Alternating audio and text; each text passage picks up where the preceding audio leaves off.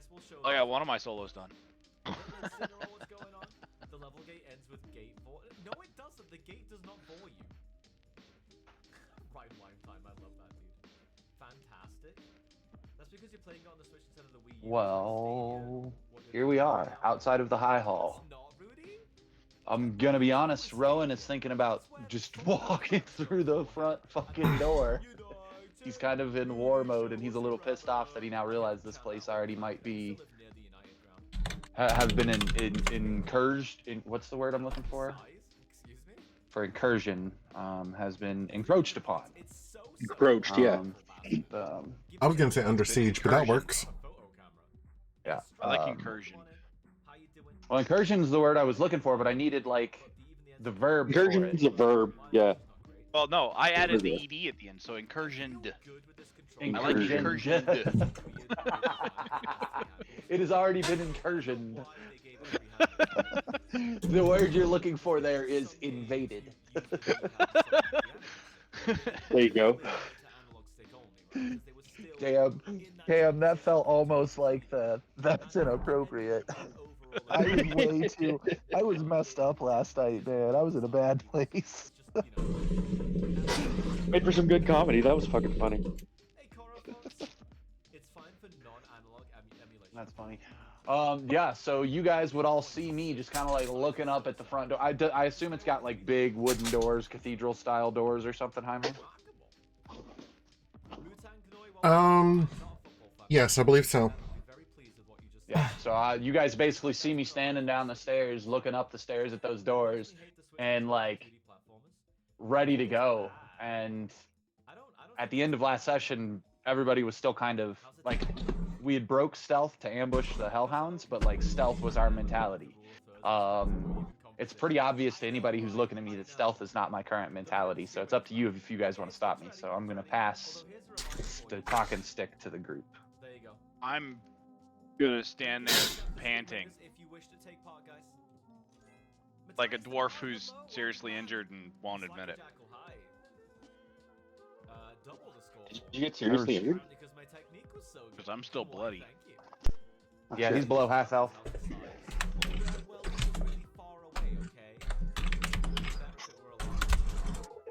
Healer, your insight's high enough, you'd probably notice that he's bloodied. Even if he's hiding it. I'm not trying to hide it, I'm just not acknowledging it. He's just, Also, yeah, the Dwarven bride. Also, Gilwin, at the end of last session, you were kind of in command of that combat, bro. So, like, you see him panting, you see me ready to go through the door. What are you doing? I don't know. I'm with you on. I want to go through the door. Wasn't that Gillen's 10 in to combat Wolfwind too? Wasn't that what? The 10 damage that Gillen has, wasn't that to Wolfwind? Probably. He took some to Wolfwind. I know he took and some I know to that Wolfwind too. he was not knocked out of Wolfwind. I shifted out of Wolfwind. Okay. Okay, I found the battle maps. Yay! So I don't really like slam on those old devs for the work they did. Okay, so just need to adjust things on my screen. Hello, Nascatar, welcome on in. I'll help you once you have more pictures. Oh, so that's the report. Okay. So go to course. Wait, do I have to do it again? Oh, you can go to the next course. We already have the tunnel unlocked. Okay. I'm feeling it. Yeah. Don't die. Yes. It's a my only combination. request. Already level 2. Love it. I've had phlegm in my a phlegmy cough for like a week now, Hello. and I'm smoking a joint at the moment. Shit, get back. What the? Ah, Oh shit! Oh shit! Okay, I probably went a bit wild with that. Damn! Oh. Okay, well, I didn't get points for the electrode earlier. That's an Electabuzz, though. I know the difference. Hey, okay, so This guy's about to get radiation poisoning? No? Too late. I am radiation poisoning. Cocoonus! Shit, they're gone. Wait, they went into the... Oh! pretty good. I'm pretty happy with that. Oh, what happened over here? Holy shit! He's dead! Oh my god. Am I... Sorry, adjusting the map. How does this open? It's a metang. What? Oh no. How dare you do your job? Remember this. This is a ghost Pokemon. Right? How dare. How dare indeed. You have to like just get it in the... Tisk, tisk. Fuck. I think I did it. I think I got... I think it's Haunter? Also, there is an egg. And it's not leg, it's egg. Oh! Fuck. I was too late. I was way too late. Actor Howls, hello. Welcome on in. Luke Brasse, what's going on? Norik, hello. Okay. Oh my god, I've missed every single one. Oh? Keith, Yeah. Wait, I think it's facing me when it's there.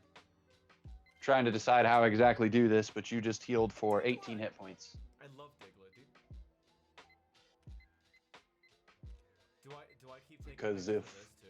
I can see you're injured, and I assume with a passive Really good shot. 15 perception and a passive 15 insight and a passive 20 investigate, you as a player are going to let me be able to see that you're bloodied, even if you're hiding it. Yeah, my character would just walk up, and he would probably like look you dead in the face, and then he'd probably like reach out to you, like hand out in front of you, and like lift your chin, kind of like a soldier inspection, and just sort of look at you for a second. And he would pull out a patch and just like slap it to your arm unless you stop him. I always forget that Rowan's magic comes from being an artificer. So basically, he gives you like a stim pack patch, but he pops 2 of them on you. Because I just double cast Cure Wounds on you as a level 1. And I rolled a 7 and an 11. So he gives you a not quite glower of thanks, while also If you notice, standing there's and also breathing no easier. ceremony in how my character does it either. My character does it in a way that's like, I'm not even going to draw attention to the fact that you're injured. I'm going to walk up soldier to soldier and be like, rub some dirt on it, put this patch there, and move the fuck on. Like, my character, being the whole soldier mentality, absolutely would not call out the fact that you're hiding being injured. He would just heal you and move on and let you keep your pride. Oh, it's that thank you for healing me, now go away glare. Yeah, that works. And so the party knows I only have 2 level 1 slots left. I am out of all other spell slots. My resources is running low.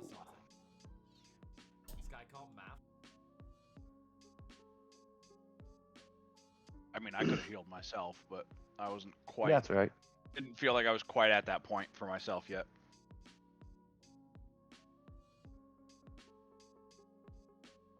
Okay.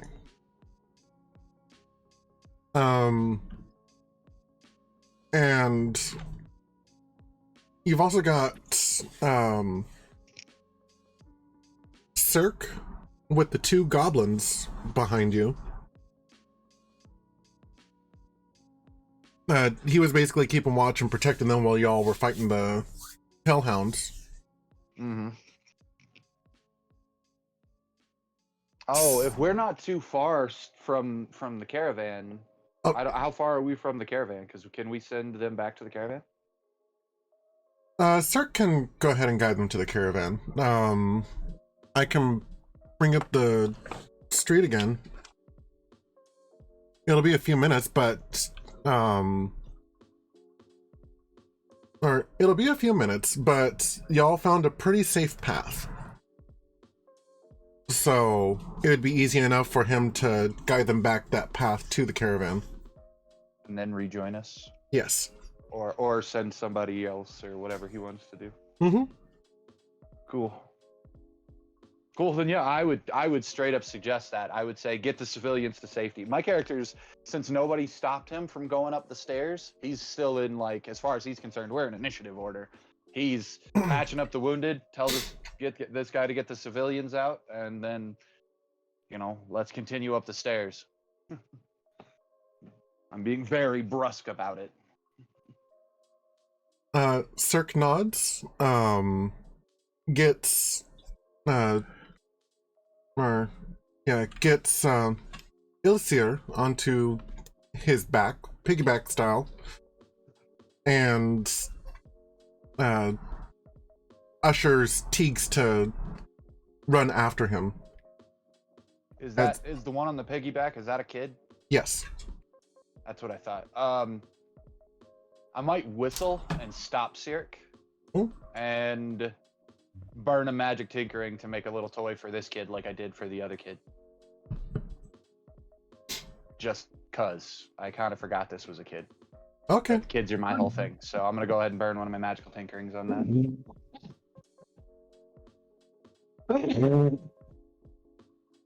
Sweet, the kid's got a toy. Sounds good. Is it ball in a cup? No, it's Oh, probably yeah. a little like action figure, like the last one was.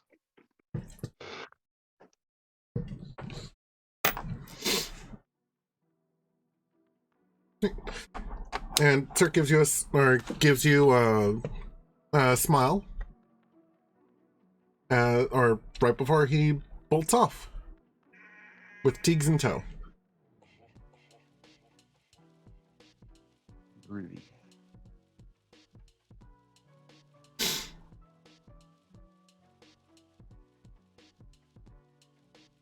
I'm gonna go ahead and roll initiative. Sounds like a plan.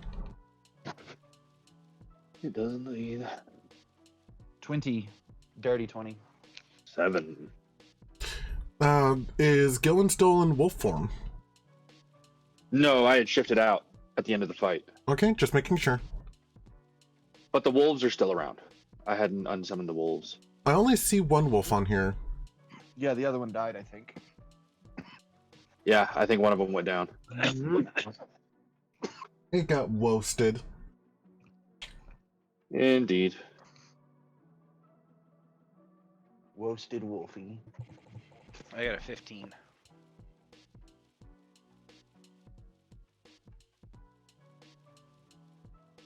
Okay, and what did you say that your initiative was, Carl?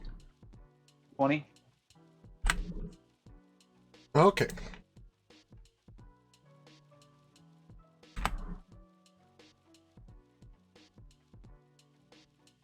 So first is Rowan. As you get ready to approach the temple, however, you hear something from above. I look up.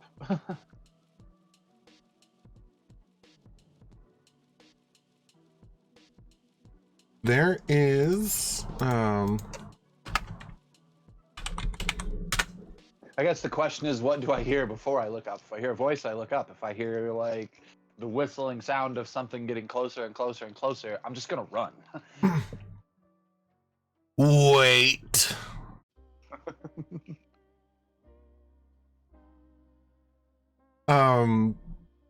You hear a raspy voice call out, with the wing beats in suit.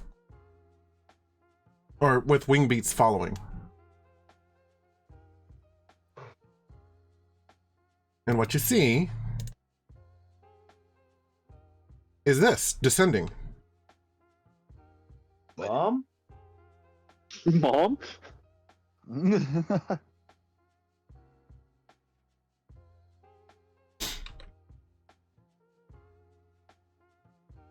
All right, roll that shit there, initiative tracker. And it gives you some girth, or some berth. There's about 15 feet between you when he lands.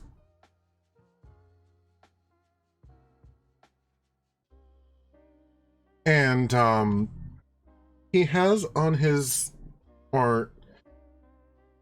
back, well, in each of his hands, there is a great sword and a shield. Oh, Jesus.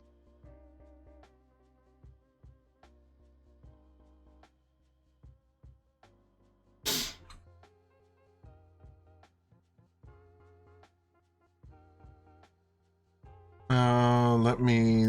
I guess I'll go ahead and grab a token. Let's see if I can find one for him. Oh, yep.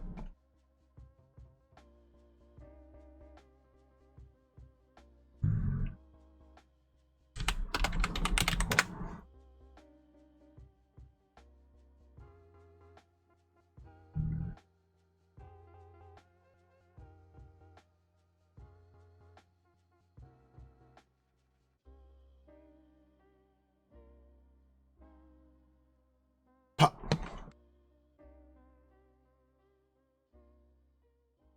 Down here.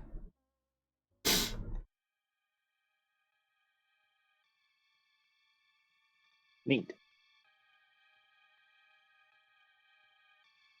Is this thing a devil? It's a demon. Oh. Even better.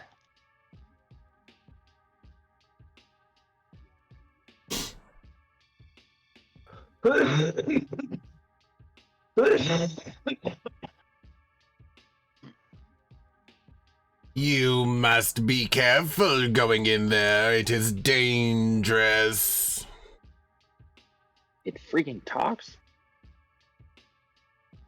I say it's dangerous out here.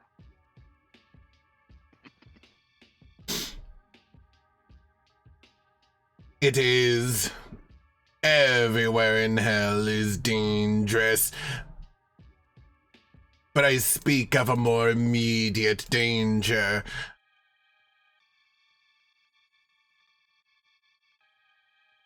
Several groups look for survivors within.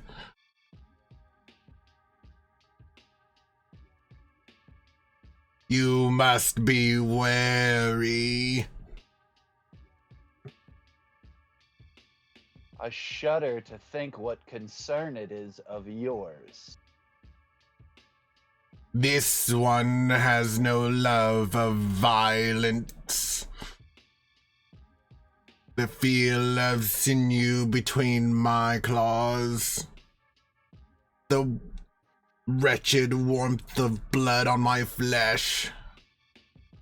This one despises it. This one does not understand it.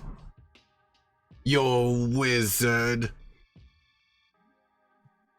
He seemed to understand and asked me to come here that you might understand. This is terrifying. For real. Marty, how are you guys reacting to all of this? Ready to fight? Terrified? I'm trying to decide if I want to shoot it in the face on principle. I'm not gonna lie. That's kind of where Druzzle's at too. I know it's not a devil, so I assume it's a demon. What I know about demons, they're chaotic evil, which means he could be telling us the truth just because he wants to tell us the truth. On the other hand, that truth could arguably change at any time. Yeah. Gilman's almost standing mouth agape at a pacifistic demon. How's he going to be a help to us if he's here in pacifistic? Yeah. Do you ask him that, Gilman? Yeah. I'll leave it at that. Yes. Thank God. I didn't want to be the one to ask it.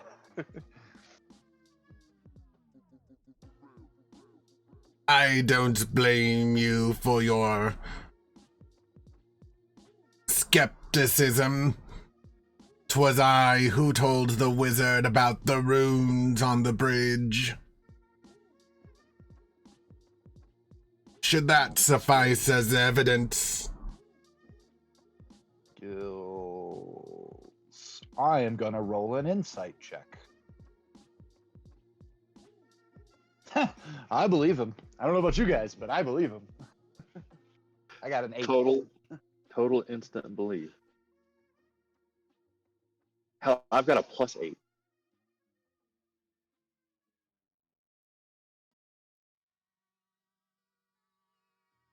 15.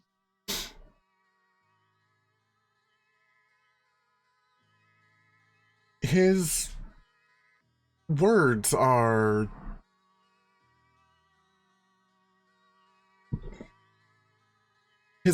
bizarre though they may be, they ring true.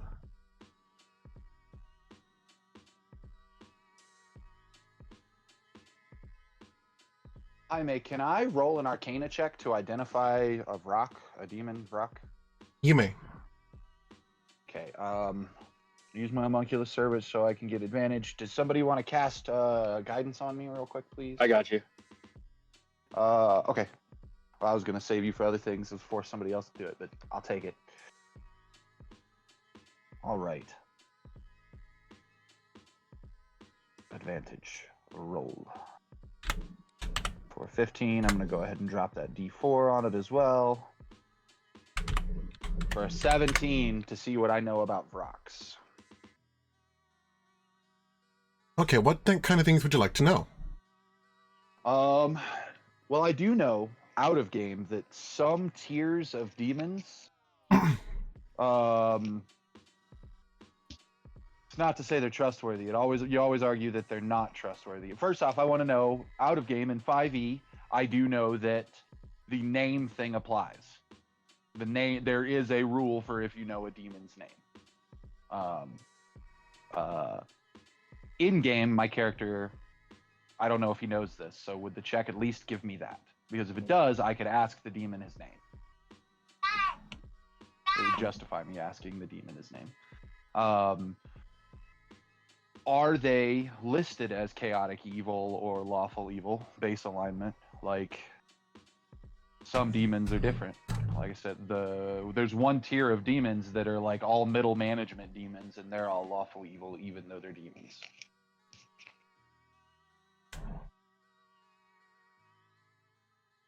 Okay.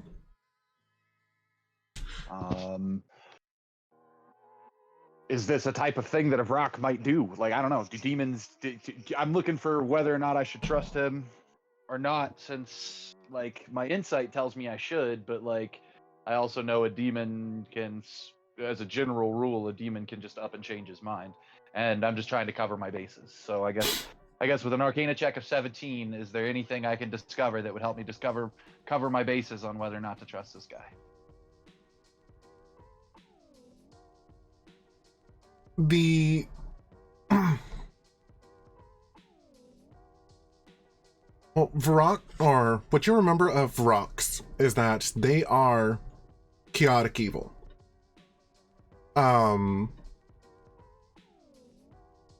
And Are they independent, I guess? Because if they're independent and chaotic evil, they might just decide to be good one day, whereas a party of chaotic evils typically won't. I'll go ahead and read you the entry. I guess that's the question. Does the 17 give me access to the entry? Because if it does, I'll read it. Okay. Go ahead and read the entry. But one of the big things that you know, beyond just the description, is one of its attacks. Vrocks have spores that they can send out at up to a 15-foot radius. This Vrock purposefully stayed 15 feet away from you. Oh. You are outside of the reach of his spores. I'm not. If he's still in the air at all or whatever, count it. Oh, that's fair. DM's trying to say from story perspective, he gave us the 15-foot berth. Yeah. Whatever the grid says on the map, it has the thing. So.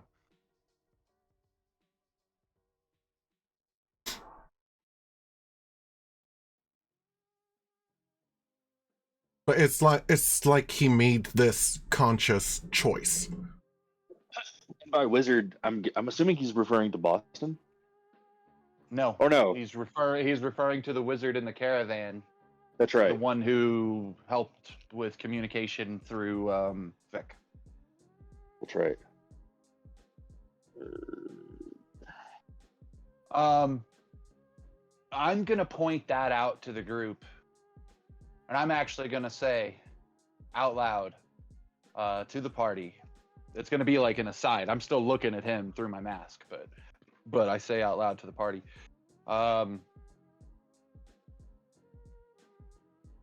I think we should trust him, if only for the moment. And that's when I'll actually turn my back to him, like as a sign of trust. And I'll look at the rest of the party and say,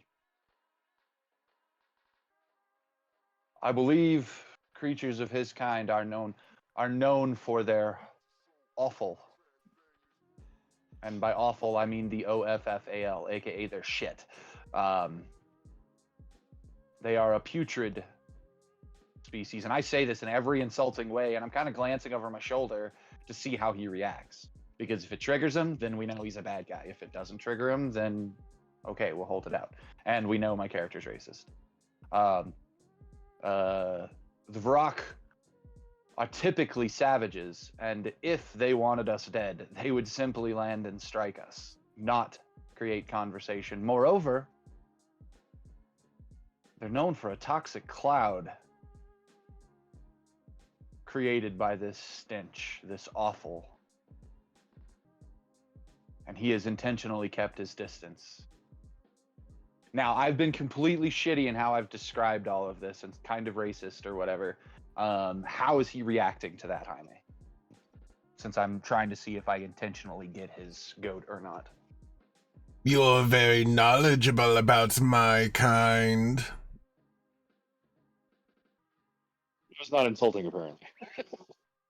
I turn right back to him and I say, I am simply knowledgeable on monsters, creature. Though I may be knowledgeable of your kind, I find that I have no knowledge of you. If you wish us to trust you, give me your name. And I actually glance around to make sure nobody other than our group is around when I say that.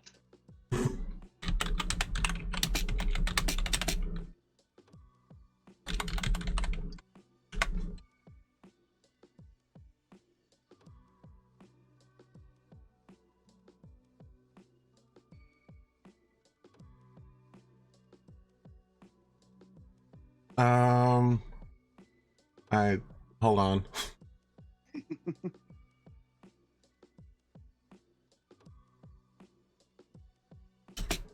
So out of game, the only name rule that exists in 5e, and my character would there's power in a name, but mechanically the only actual existing mechanical rule is that if I ever have the ability to summon a demon via a spell, if you include the name of the demon, you can summon a specific demon.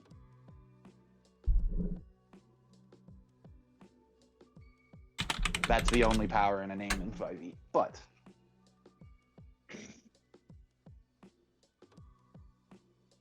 okay, fair enough. I always justify that there's always the potentiality of we'll find ourselves in zones of increased or decreased magic where the power of a name might do more or less. But as a specific static mechanical rule, all it does is help in summoning. Fair. Which I think is cool they included that personally. Yeah.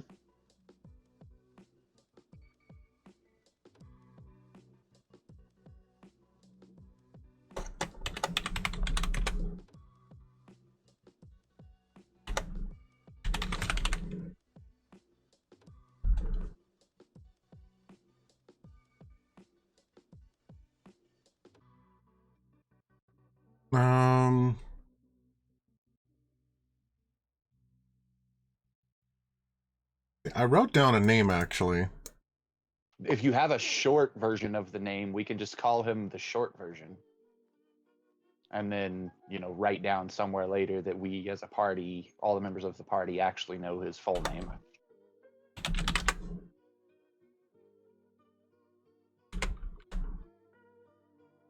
Kind of like when Dresden describes Toots. He says his name is Toots, but I'm not gonna tell you what his whole name is because then you'd have it. You don't know what I went through to get it. Yeah. Yep.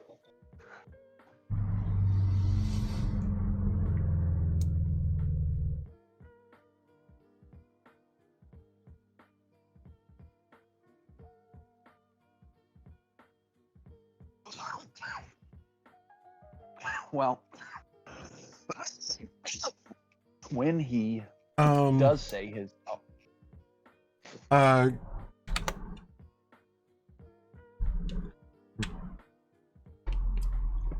this one is called Grinnerossen.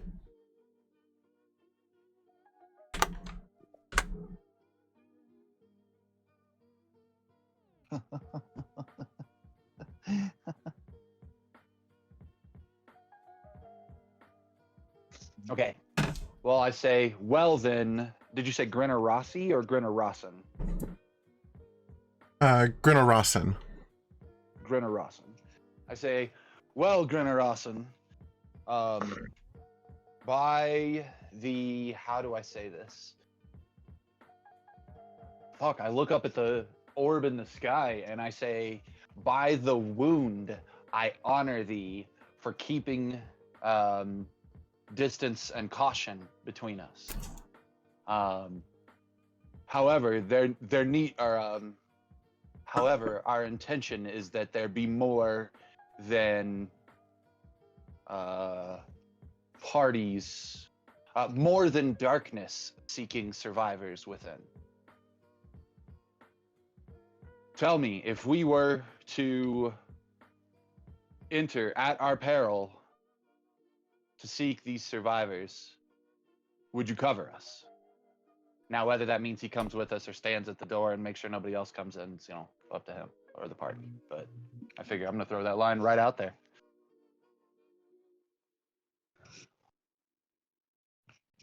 This one abhors violence. However, this one can keep watch and make sure no new threats enter.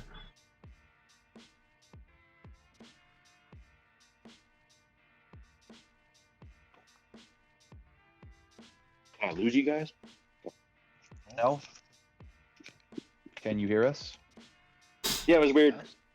It cut out in the middle of enter, and then it was silent. Well, this guy's gonna cover our back. He'll stay at the door and make sure nobody else enters behind us. Neat.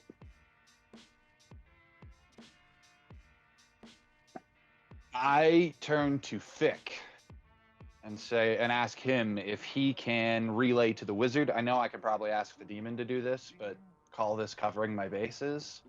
I ask Fick if he can let the wizard back at the caravan know if there's any, I don't know if they have how they do it. If they had a way they had come up with for communicating, but to let the wizard know that this creature's here. I assume the wizard will call us at some point and he can relay it if that's the case. But and then I actually I bow to the Vrock. I never take my face off him when I'm bowing, like I'm looking at him in the face when I bow.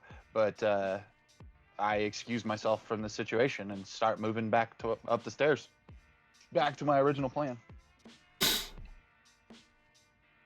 Unless somebody stops me. No. Fick or Gilwin, you guys are the ones in charge. One last thing.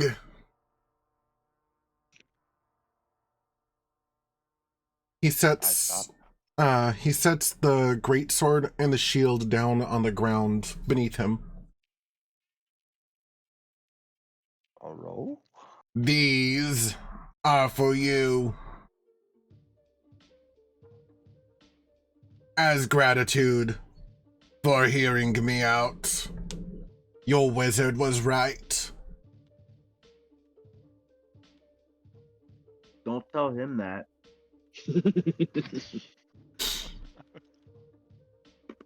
He told me these would, or I was was going to give these unto him, but he said they would be more useful with you. Okay. Okay. As he moves away from them, I'll approach them. He opens his wings and ascends You want so that way money? he can perch on the entryway of the cathedral. Like a gargoyle. Yep. 7. Hell yeah. All right. Jaime, you ever hear me refer to the old gargoyle? I'm talking about Grinner. From here forward, the old gargoyle. Copy. I go to the great sword and the shield. Are they magic? What's going on here? What am I looking at? They are definitely magical. Let's see, and both require attunement. So we need a short rest to attune anyways. Right.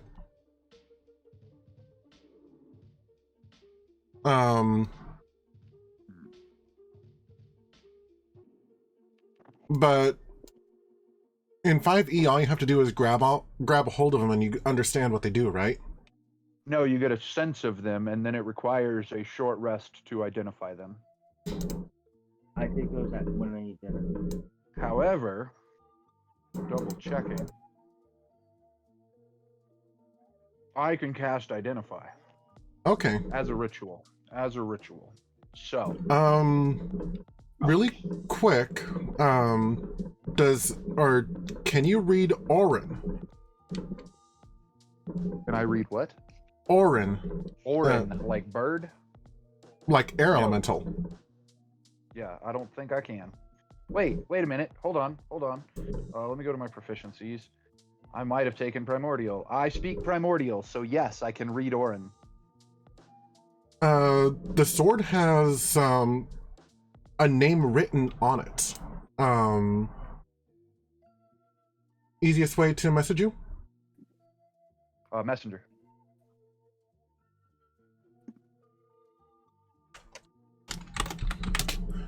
Also, as soon as you pick up the greatsword, you realize that it feels really light for a greatsword. Interesting.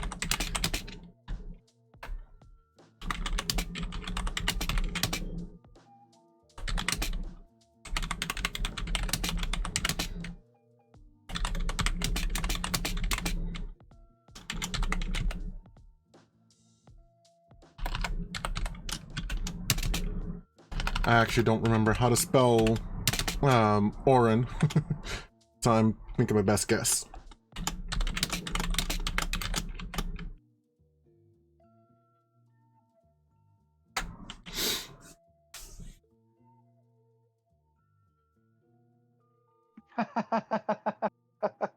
Nice.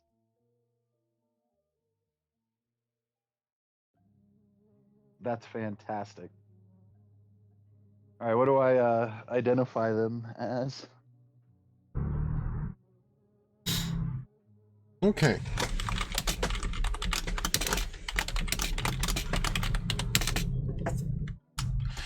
Do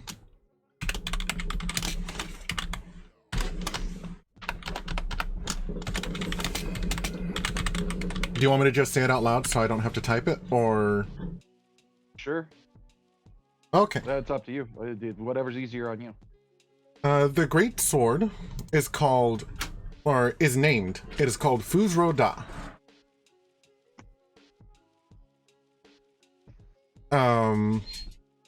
Let's see. This great sword is a +1 great sword.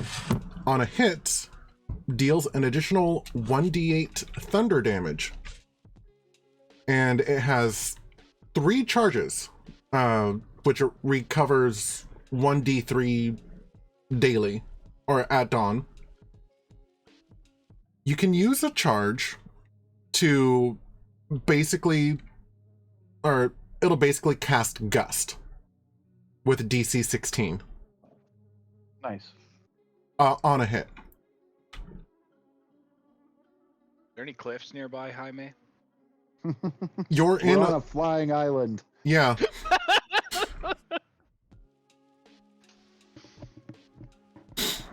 I mean that can't be as.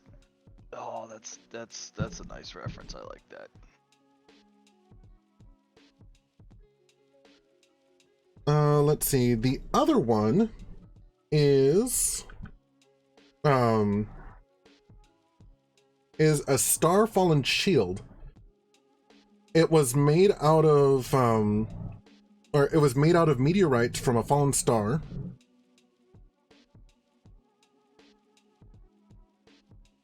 And once per day, while holding the shield, you can use a reaction after being hit by an attack from a creature within 5 feet of you to encase the target in slowed time until the end of its next turn. While slowed, the target's speed is halved, it has disadvantage on attack rolls and dexterity saving throws, and it cannot take reactions. Whoa. Black hole shield. Is it a normal shield or is it like a +1 shield or? It is a normal shield otherwise. It has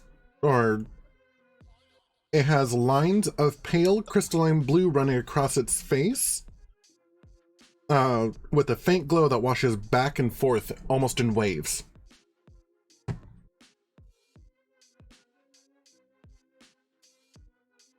I equip the shield, I'm gonna have to drop my armor class by 1, but that's a cool ability, so I'm trying to decide if I want the shield. As for the sword, I'd have to give up my lightsaber. So I turn around to the party while I'm like holding the shield. Oh, I don't know if I mentioned it. The greatsword, it loses the two-handed property and instead gains versatility. It deals 2d4 damage plus the thunder if you hold it in one hand.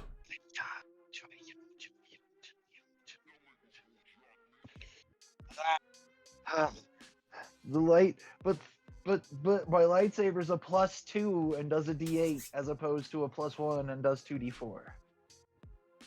Very true. For shits and giggles, it's a great sword, right?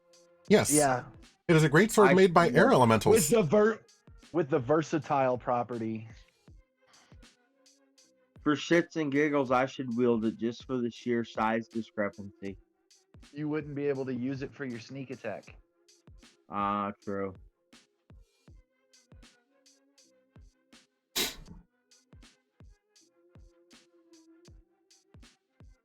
anybody else in the party even proficient with their greatsword? That's actually a very good question. The artificer might be. I am the artificer. Oh, for some reason I thought that Keith was an artificer too. That's in our lobies. That's right. Oh man, I suddenly want to see this sword passed down to the lobies. I can, but I won't.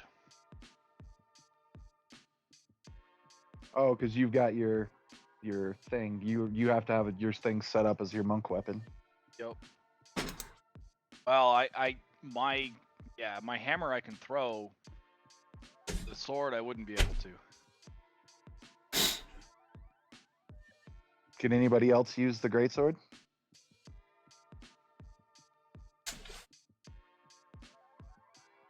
No? Can you, Cam? Can you, Girk? Because if not, No. I'll use it, like, happily. Okay. Wow. Is anybody proficient with longsword and would enjoy a one-handed longsword, which can, yes, be wielded two-handed, that has the versatile and finesse properties?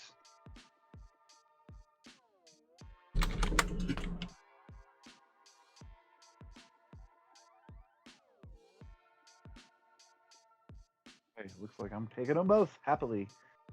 Have you created them in Beyond, Jaime? Fuzro Dai did. The other shield I did not. Okay. Let me go to inventory, manage inventory. If you have it in your stuff, there it is. Boom, add.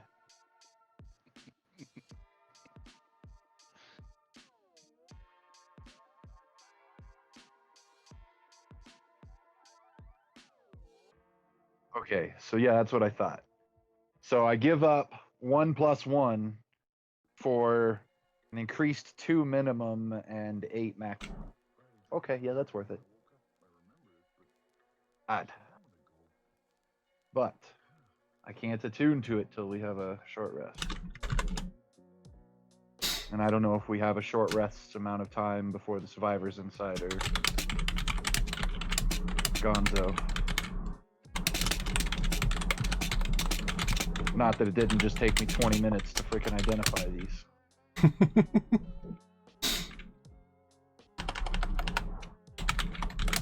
Did it add? Why no see Fushro? Mm-hmm. It green misted.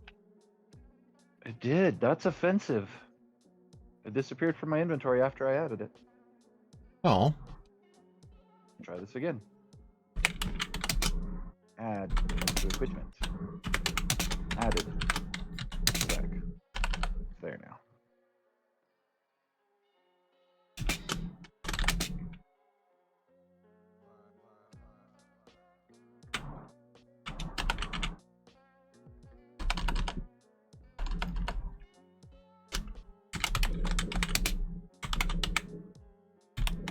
Well, who wants my cloak of protection then come next downtime?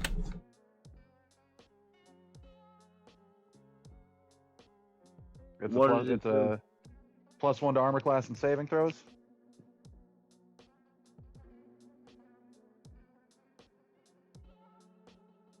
That might work.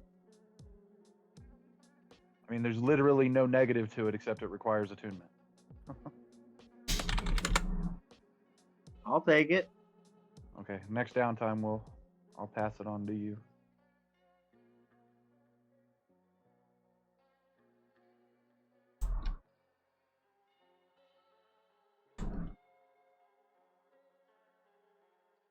Oh, sorry. I said gust. I meant gust of wind. Oh.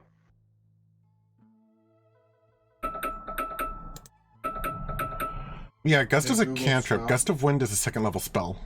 Sorry.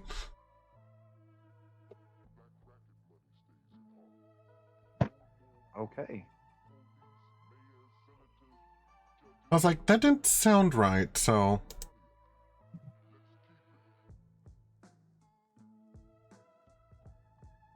Fair enough.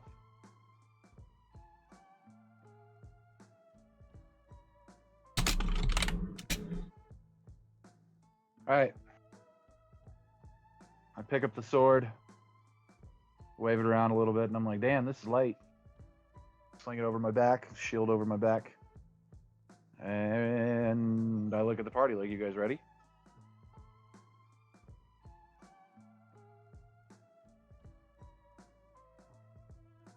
Why is everybody so silent today?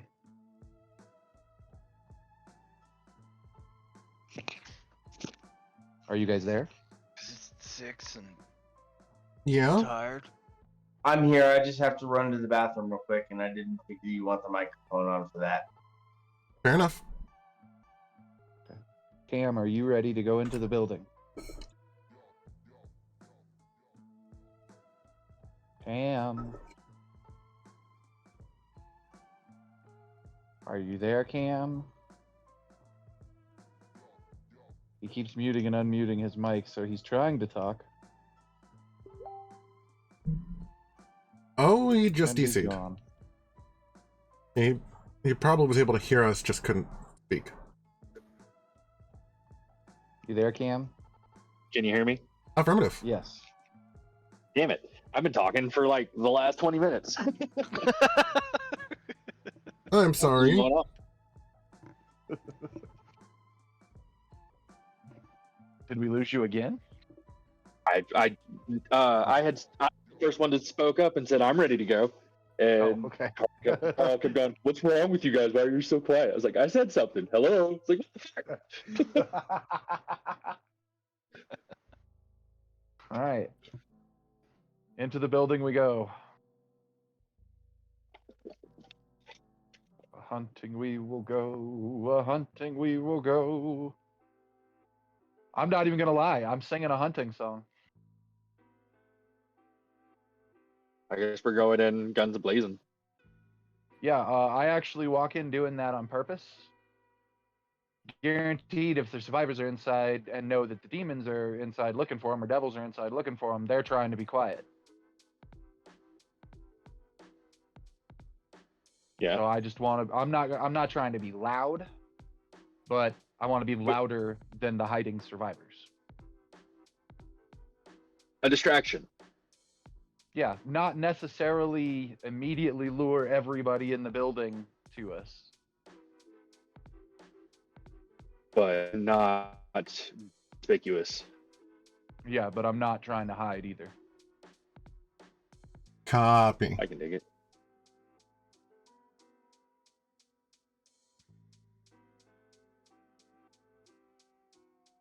Yeah, so full on a hunting we will go, a hunting we will go. Oh hi ho the Dario. A hunting we will go. Come on everybody, sing with me. Second verse, same as the first. All right. I mean, do I get inspiration for role playing and giving away our location? Sure. Hot dog. If we get ambushed, it's totally your guys' fault though, not my song. Yeah, I'm just gonna bring all of y'all up to the Okay. entryway hall, right here with the column, since no one is moving their tokens. I don't know if my token got moved with it. I moved everyone. Okay. Yeah. Yeah, on Keith's screen, the combat tracker's over top of the tokens now. All right. Okay. At the top of the stairs leading up to the cathedral, an archway opens up into a long hall containing 8 columns. Some of the columns have been carved to represent Torm, but the infernal magic of Avernus has warped the others to represent likenesses of a winged female devil wielding a luminous sword. Oh no, we're not okay with that. The wooden doors leading into the grand foyer have been broken open and remain ajar. You see the bodies of 4 guards lying dead in the doorways.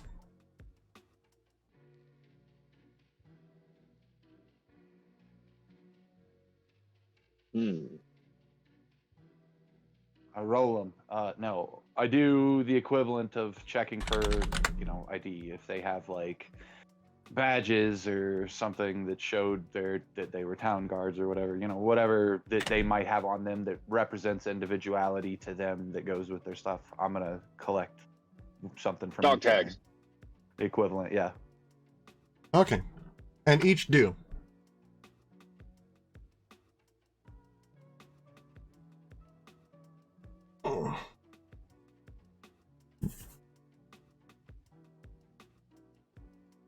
Shit, now I kind of would feel like we should have taken a short rest right here, provided a funeral for those guys, equipped our new gear or anything anybody needed to do to regenerate from a short rest.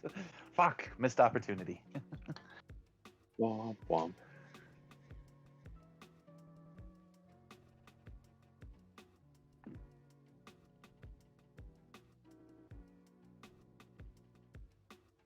So I'm doing that. What are you guys doing? I guess I passed turn. I'm looking at the bodies and then I pass turn.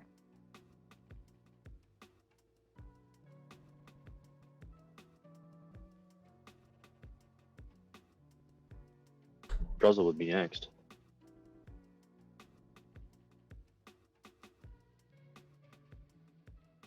Keith? I would be helping. Yeah. Oh.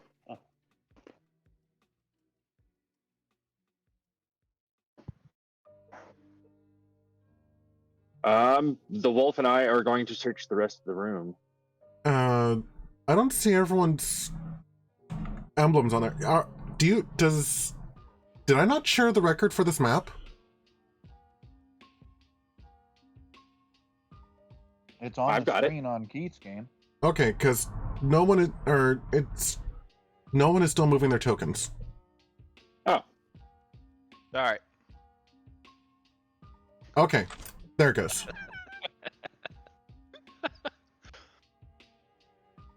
Yeah, we're in actual initiative order doing stuff now, Keith. Yeah. This is a really wide entry area. I see that. All right. I believe it's Direwolf's turn.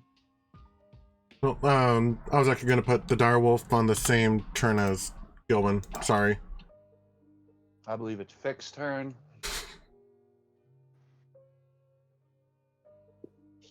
I'm Might gonna still be hang in the bathroom. Oh, there it goes. I am, but I'm gonna hang in the back and kind of see what holds on, and I'm trigger if combat is initiated. I'm going to teleport behind them with my dagger. Understood. Cool. Now it's Gilwin's turn.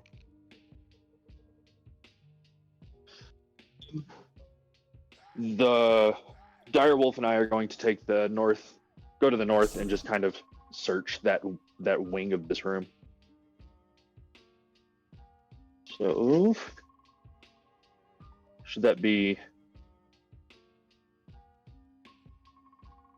perception check from me? For 22. Okay. And I don't know. What was that? I was gonna say I don't have stats for the direwolf, or if I need to roll for him for it. I'll go ahead and roll for it. Okay.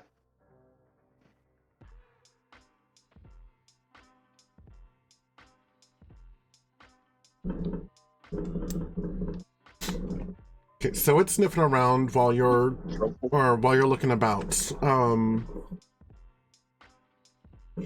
The statues closest to the entryway look the most like Torm, and the further that you get away from the entryway, the more they become deformed. So the deeper into the temple you get, the worse they are? Yes. Well, the further into the wings, like... Yeah. The more... Is that what these triangular Yes. things are? Okay.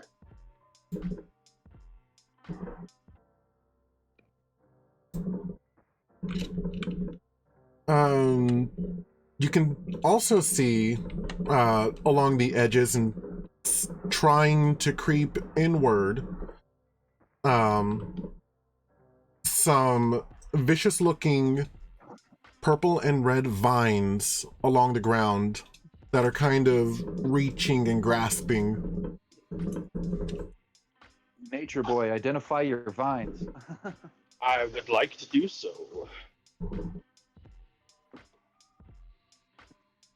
Can I go ahead and do that now, or should I wait for my next turn? I'll go ahead and give it to you for free. Okay. Nature.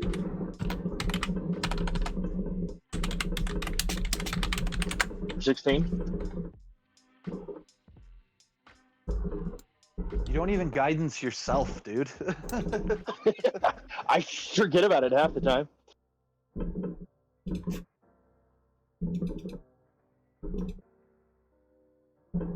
You also should have a familiar that my character gave you at some point, right? That familiar lets you have advantage on basically every skill check, just as a blanket rule.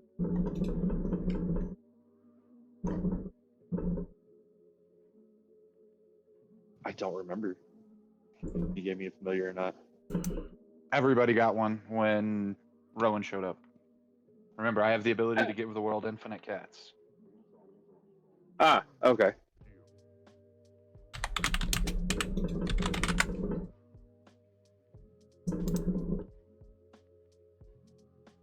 nobody ever uses their familiars. We're actually keeping them as pets, hidden within our coats and stuff like that, or in saddlebags and stuff. But we have them. They exist.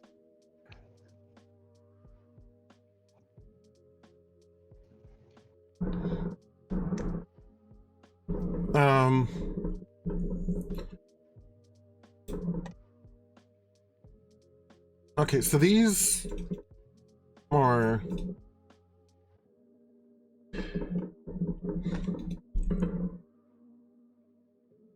sorry. My mic is shaking.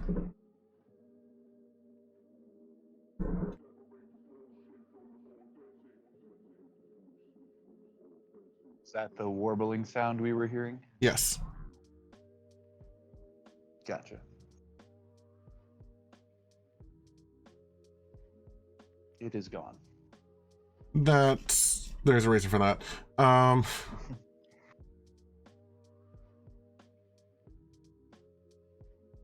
So these red vines, Red vines. Wait, are they tasty? no, Ha ha ha ha. I got it. Thank you for giving it. And your answer was correct. They're not tasty. Only the black licorice ones are tasty.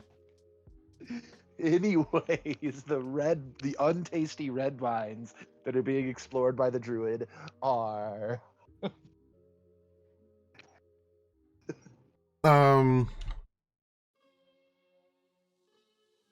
Let's see. They're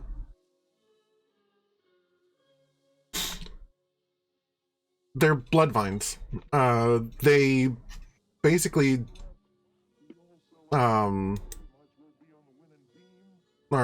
they're basically attracted to death and corpses. They're native to hell, and they're and they look very twisted and vicious. They're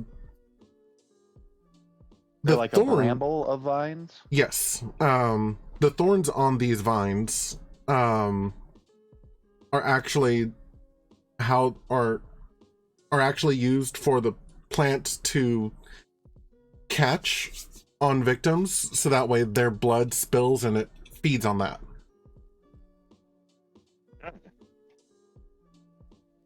That's a wicked form of fright. Do they appear to be covering anything? No, but they're creeping along the walls, like they're trying to get in. Like they're trying to get in. I hate that I'm occupied right now. I'm actually, at this point, I would actually ask, what do you think of this? I would tell you to use your druid craft and kill them. If they're naturally occurring plant, yeah, natural to hell, but naturally occurring plant, your druid craft can work on them, and you could kill them with druid craft. But this church, you would see my character like pissed off. Like, my character doesn't care about the religion of Torm or anything like that, but for the last 4 years of his life, he's been a Hell Knight in El Terrell, so like this church is an important location for them. So he would straight up be like, this is sacrilege, like, you burn them back, destroy them. Okay.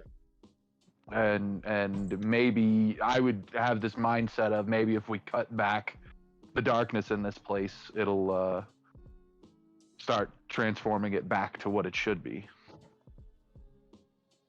I agree. I'll do that. I'll try a druid craft and see if it won't push them back or kill them off. Okay.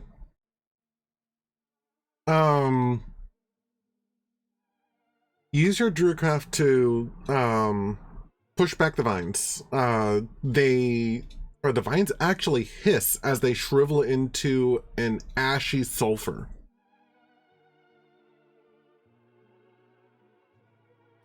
That's new. SL vines. Okay. Well, I'll continue to do that on any other vines in the room. Okay. While you're doing that, we'll go ahead and go back up to the top of the initiative. Yeah. Which is Rowan. If I've collected tags from everybody, I would press further in. Like, I'm looking for survivors. So, if there's no survivors visible in any of this area that we're currently in, like, is that the wing to the south? Can I see down in there? From here? Or do I need to push further into the building? Yeah, you can actually see through here. I did say that the doors are ajar. Ajar, yeah. Well, I said that they're broken, but yeah, you can actually technically see into the building. Okay.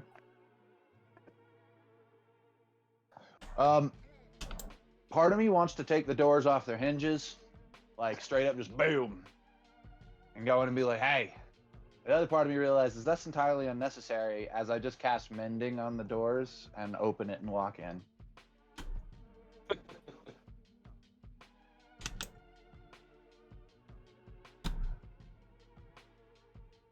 Okay. Shoot, then instead of me doing just small little things, I'll go ahead and move you 30 feet in. And just reveal this part of the map. Sounds groovy. This is quite the large map. It is. Mending was technically my action to, do that and then go through the door. But I would basically, as soon as I could get inside, do a perception check. Should I wait till my next turn for that?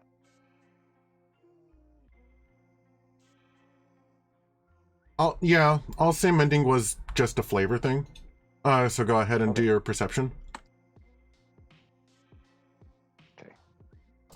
This way.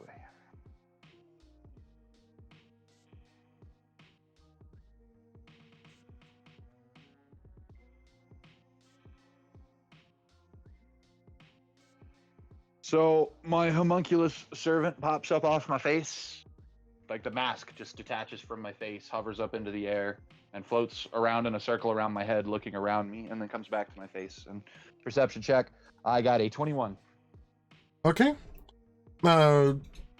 This is the Grand Foyer. It holds 2 circular stairwells, each leading up to a higher area.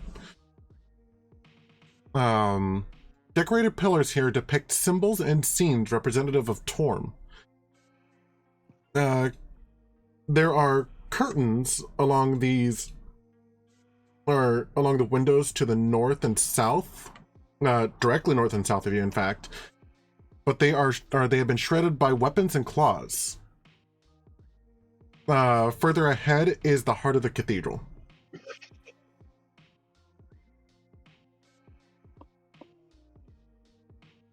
Okay. With that 22, do I hear sound coming from anywhere?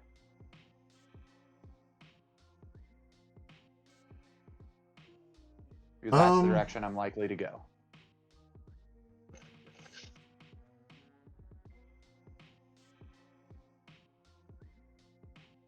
I will have to do some rolls.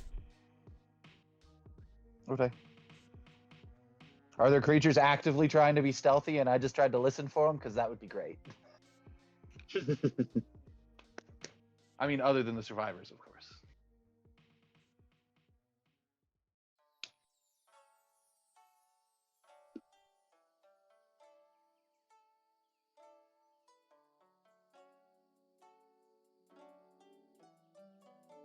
Let's see.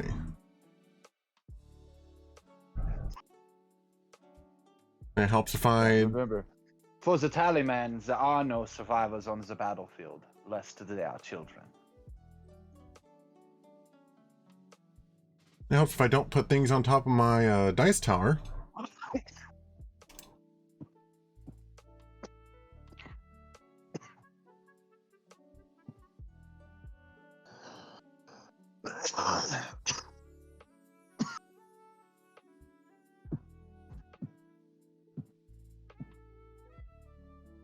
Okay, so you can actually hear maybe 4 groups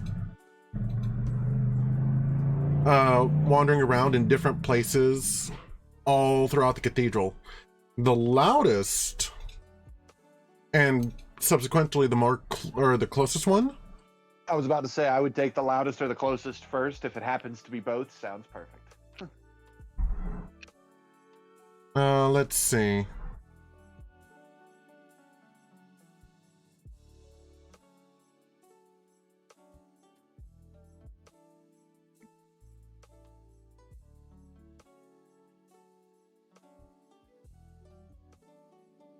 Is upstairs.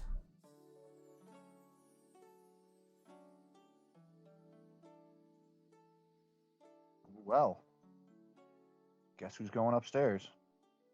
I move to the bottom of the stairs, and past turn, I direct the party and be like, "This is where we're going." And at this point, the stairs. Out of curiosity, Jaime, are they like? I know they're spiral staircase, but I'm thinking Grand Cathedral spiral staircase. They're not measly like 4 feet wide, 5 feet wide stairs, but like the steps themselves are probably because it shows it's a full 10-foot spiral. Yep. But either way, like the idea is that wide stairs, we could stand side by side each other. Technically, 2 people could stand side by side each other on a single level, couldn't they? Oh, absolutely. I get basically what I'm asking. Yeah. Good. Then yeah, at this point, this is where I would, at the bottom of the stairs, hop off my gyro horse that I keep forgetting I have. So my pet is available. You can go ahead and leave me and him in the same square until we hit a combat initiative, but when we hit a combat initiative, assume he's been like dog style at my heel the whole time.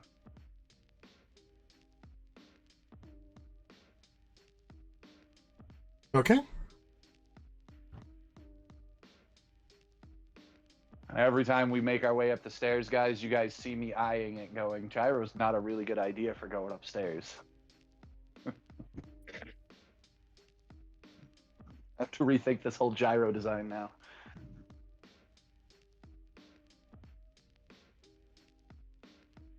Is there anything you'd like to do during your turn? Well, I passed turn because I got to the bottom of the stairs after checking, so it's Druzzl. Okay.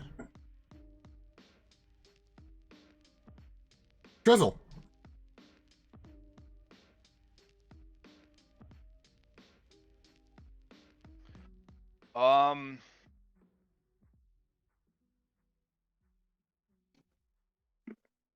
Okay.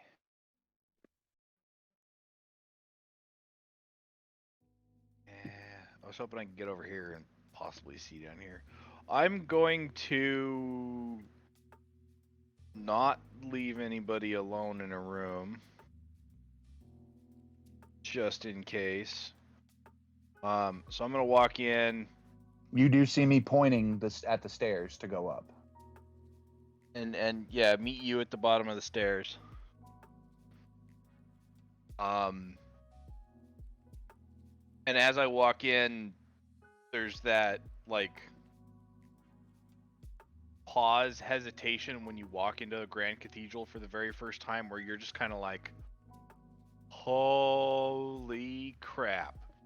Jaime, did you say this room is getting slowly corrupted too?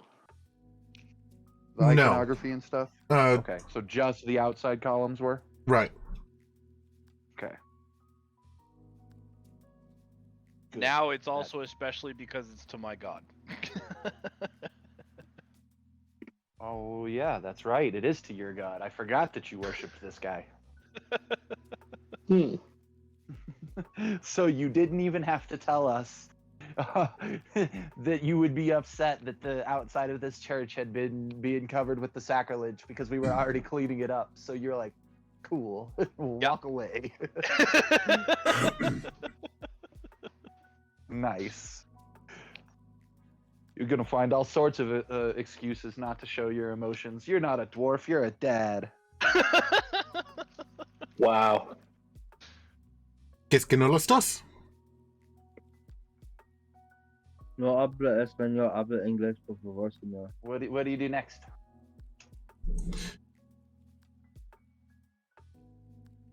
I think that's what he said. I don't know.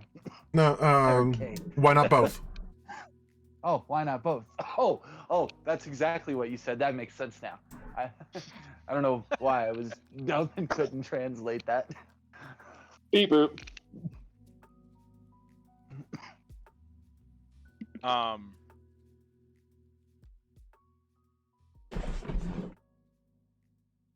So this one doesn't go down at all. It ends at our level. Yes, it ends at your level and it only goes up.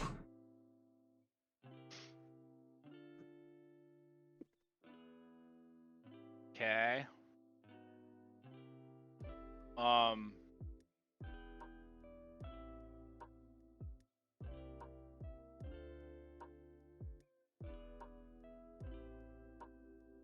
So I'm gonna say to Rowan that up is a good option, but we also need to finish exploring this floor and see if we find anybody else.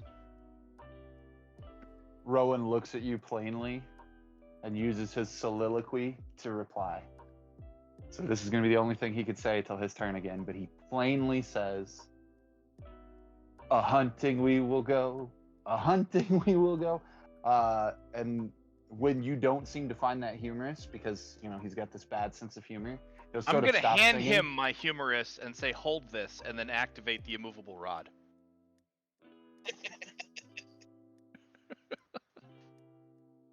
Well, then it would still just hang there. I would let it go, Yeah, and but it would you- still be you hanging wouldn't know there. until you had that minor move of your hand and it never moved. And then I would be like, "Oh, I'm an artificer. I know what an immovable rod is." So the moment that occurred, I'd be like, "Oh," and let go. That's fine. So there's a hammer, just a humorous hammer, just sitting in the air. You literally just made a visual pun out of the joke. I want to fight for Keith to get an inspiration point.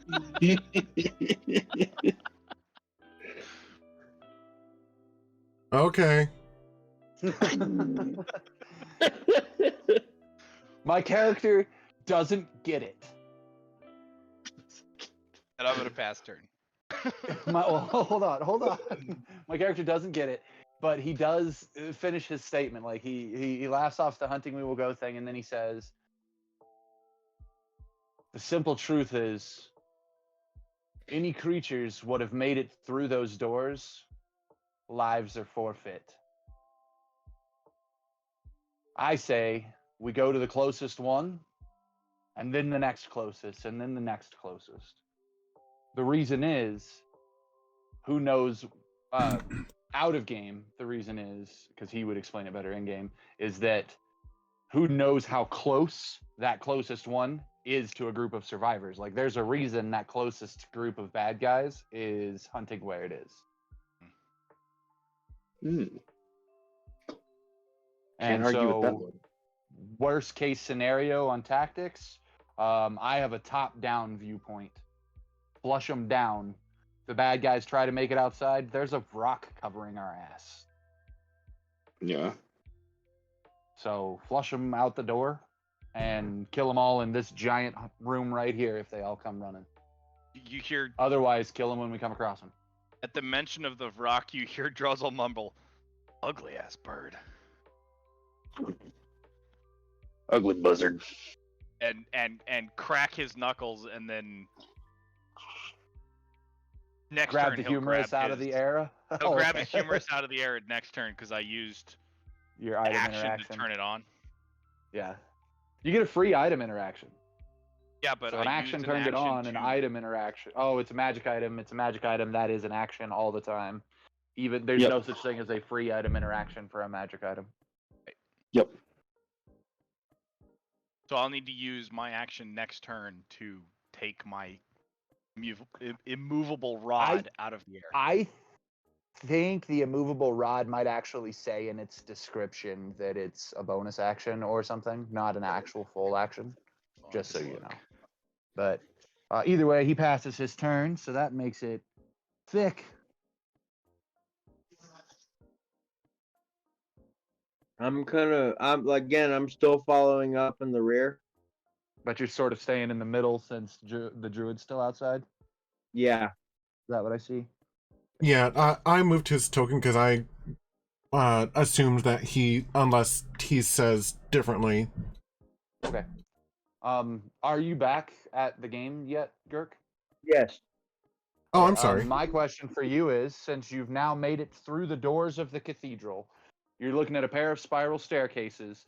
You see me and Keith at one set of spiral staircases, and me signifying that I want to go up, which, yes, I know changes the map that we're on, and I apologize for that from an out-of-game standpoint, but from an in-game standpoint, it makes perfect sense to my character to go up. So unless Gilwin or Fick says otherwise, that's my plan. Clear one floor at a time.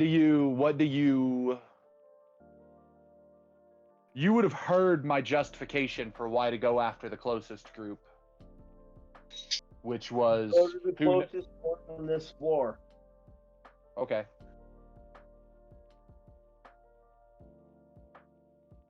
So you actively say that out loud, though? You call it out? Yeah. Yes. My character would ask for you to back it up, because I backed up why I gotta go up, why I want to go up. And I know out of game you have a good reason. It's an easy map, but in game you could literally say I'm the boss, and I would accept that as the roleplay, like, justification. I just wanted to know if you had a better one. Other than I don't want anyone coming up behind us. We already have someone covering the door, but if we miss someone on this level, they can come up behind us. And I will actually say out loud, while I'm still the boss, this is what we're doing.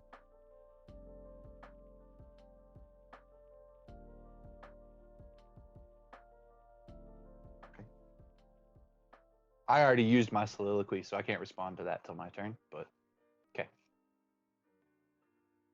How are you reacting to the cathedral scene? Do you care that we've walked into this massive church? Not really. Solid. Anything else for your turn? No. Okay. Gilwin. I mean, at this point, clearing the vines would just be flavor. Agreed. I would follow everybody in. And bring the puppy. Yes, I would bring the puppy. How long does summon animals last? An hour? On. Oh, okay. So yeah, you've still got like 30-something minutes. Let me make sure. Yeah, up to an hour. Okay, yeah, you still got plenty of time. Still got over half an hour. Yeah. Because it only cost me 22 minutes to cast my ritual. And obviously it was only a couple of minutes of conversation with the rock and everything else. So. And then 20 minutes of you identifying everything. That's what I said, 20 minutes identifying the things and then a few minutes with the rocks. Each one of those things was 11 minutes, so it was 22 minutes. If I came in and heard the debate, Gil's on the team of clear this floor first, because we're not being stealthy, we're not being inconspicuous, so we may have just drawn a lot of attention by what we're doing. Jaime, did my 22 perception tell me which direction the closest on this floor was? I.e., northwest or southwest? Um, straight ahead, actually.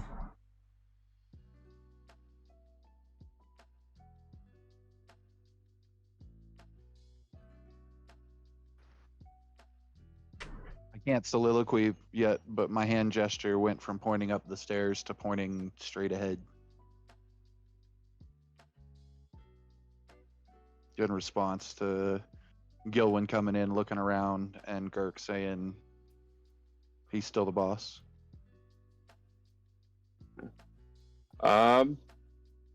If that's the case, I would basically just like take the lead and take point and start headed that way. Make Put your the wolf movement. first. Such a big map.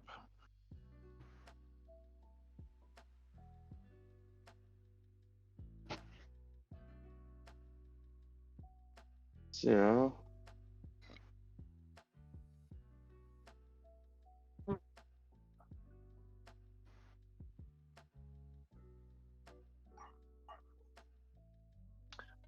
I guess I don't know, the map's so big, I'll double move.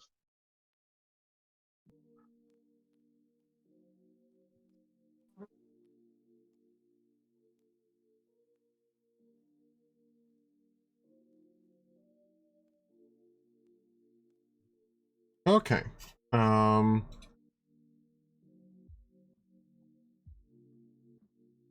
gonna go ahead and try and clear some more area here.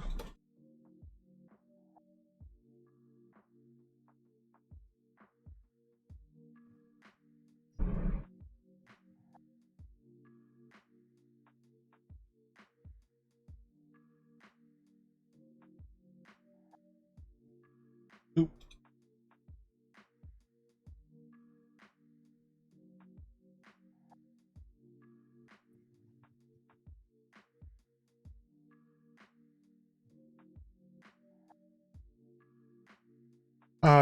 The wavy lines are just to help me designate areas and zones. This is Okay. all technically just one big room. Okay.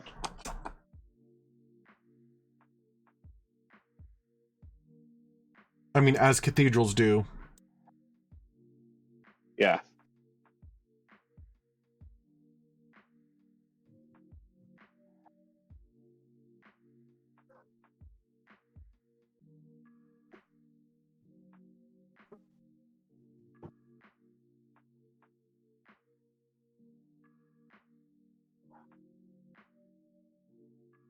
It's weird to have my map zoomed almost all the way out for one room. Right? I'm just mad I can't figure out how to adjust the zoom on my laptop without getting a external mouse. I'm sorry. Scroll. If you have a 2-finger scroll ability. Yeah, but then to move it around, you have to click the mouse wheel and drag it.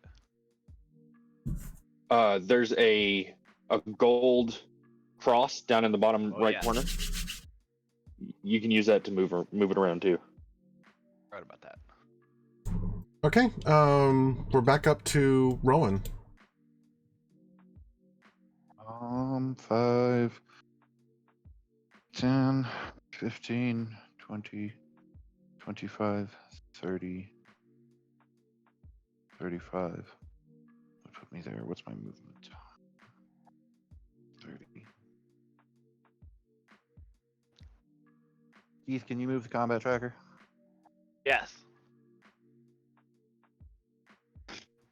35.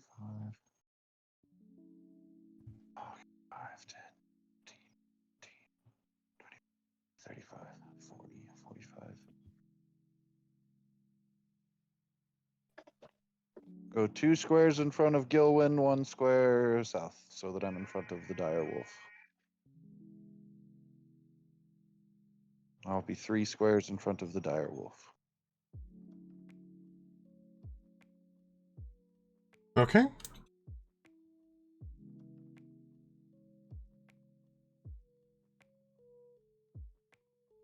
Then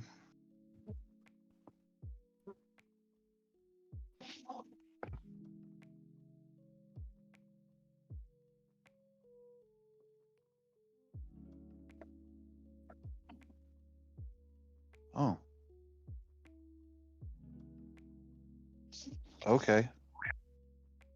If I'd have known that, that's another 20 feet. Fuck yeah. Okay. Come here, map. So basically in front of us, you said the wavy lines are visual cues for you. Those two big things are what, like separate walls or columns or whatever? Yes, they're columns. Oh, I just know I'm going to get attacked if I keep going too far forward. But go ahead and move me 20 feet further forward in a straight line. Okay. These columns actually support the balcony above. Oh, it's a balcony. How high up is the balcony? 30 feet.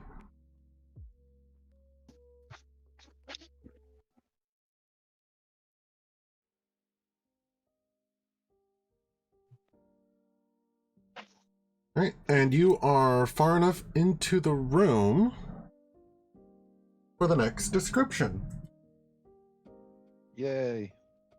Or possibly, whichever.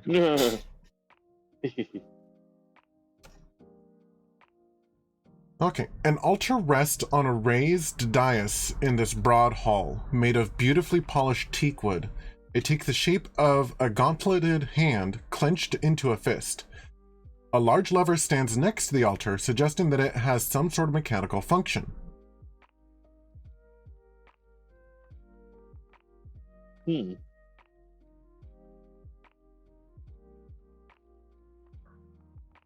Hey, I'm a Hell Knight of Elturel. Do I know anything about it? Is it supposed to be there? The giant statue of a gauntlet? A lever. Like, what is the lever function supposed to be? It opens the hand so that offerings to Torm or bodies undergoing rituals can be placed on it. Ah, also cool.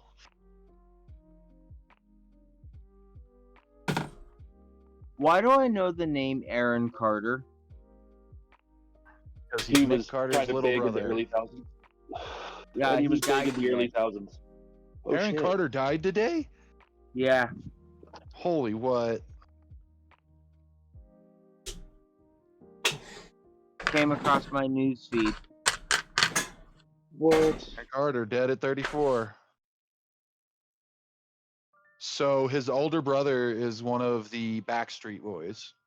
Okay. And in the 90s he released a couple of albums like as a teen rapper, but like as like a pre-teen rapper. He was like 12 and 13 and 14 years old. Yeah, pop star. Some of his music was fucking awesome. Like, it was cheesy as all shit, but it was fucking awesome. But it's the type of shit you see featured on like Radio Disney. It was literally the early thousands pop. You know, basically little boys with blonde hair. Hanson, Aaron Carter. Damn, that's insane. Yeah. Okay, I pass turn because I have to have used all my actions. Stop.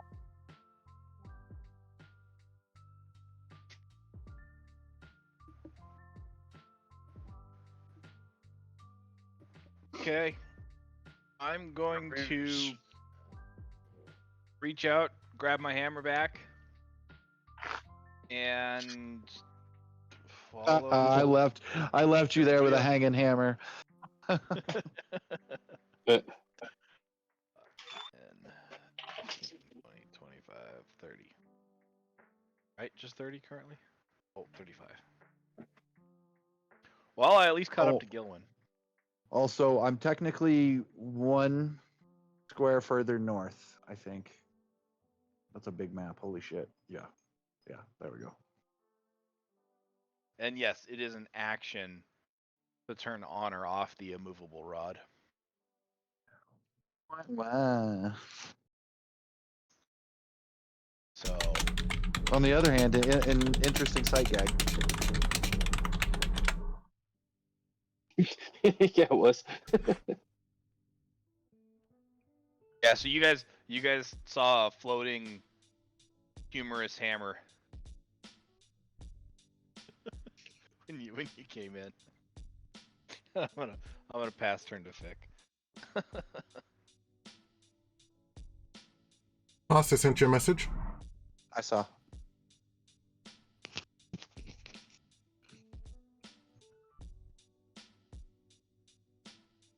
All right, Fick, it is your turn.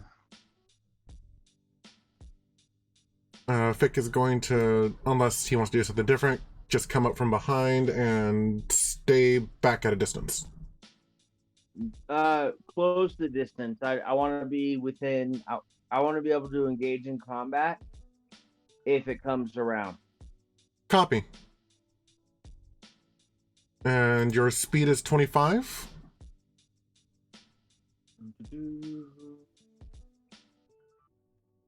Speed is 50.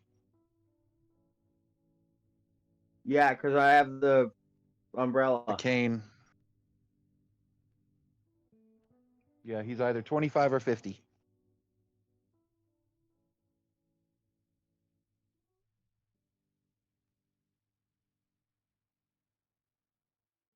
Okay. I'm putting you right next to the wolf for now. Does that work? Okay, that works. Anything else special you'd like to do? No. Copy. Gilwin. Gilwin, when you start to move, you can see that I'm moving like stalking. Say again? When you start to move, you can see that all of my movements have been like I'm stalking, like I'm on a hunting trip. And now that I've stopped here, you see me looking into the north. Like I'm looking at a wall. I'm looking at that column. But you see me looking to the north. As though my quarry is in that direction somewhere. So I don't know if you want to go around that wall or what. That's up to you.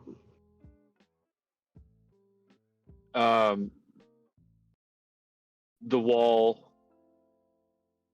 in like to like go north of it from where I am instead of going like all the way past it and around it. Yeah, it's like I'm obviously going to be going around it to the south of it. Because I'm already past the edge of it. But it's up to you if you want to go that way or if you want to come the way I'm coming. I'm just letting you know that the sound I'm following, that I'm tracking, is to the north of me now. 5, 10, 15, 20, 15, 20, Your brother 25, 30, 35. I'm going to go this way. Going based off of what he said. And just kind of inch my way around. I guess I'll... Should I roll stealth? I'm not trying to be... No, we are wanting to get the devils to come at us. Okay. Ambushes are nice and all, but like we want to get them before they get any survivors. Right. So that would have been 30. That's where I had to stop anyway, so... Should be enough for him to see around that corner, though, yeah?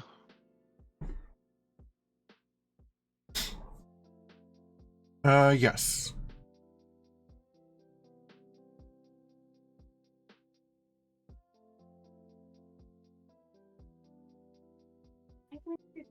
If I can... Actually, I need to... see... if this is something that you can... see. Okay. Cool. All right, time to see if he can see if we can see. See if we can see. That's what I said. He needed to see if he could see if we could see. Yep. You see what I'm saying? See if we can. See if we can.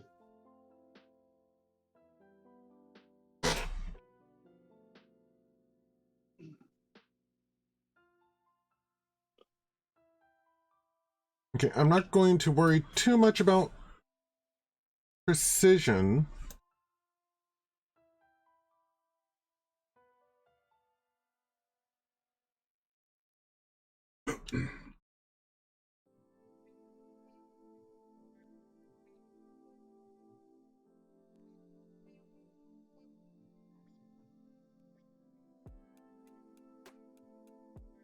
But there is someone there.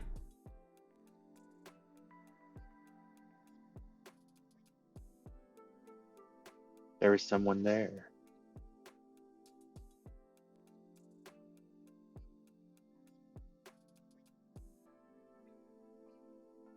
Let me see, which group was this? So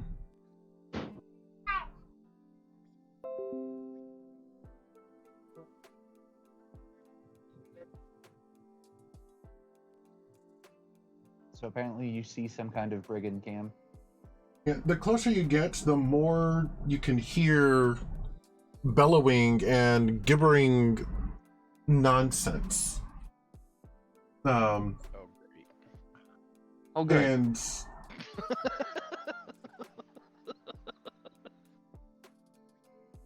what you see is,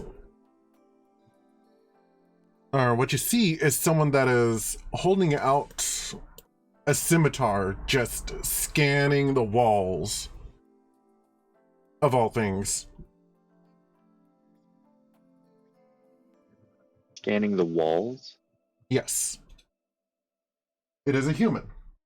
Well, now I'm intrigued. As am I.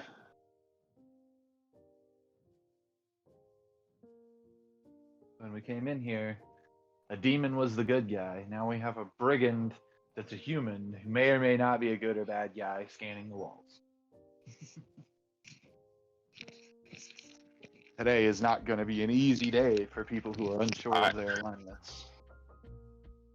I guess so.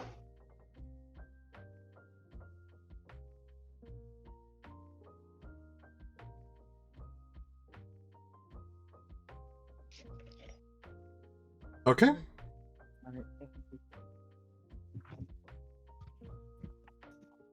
I'm going to.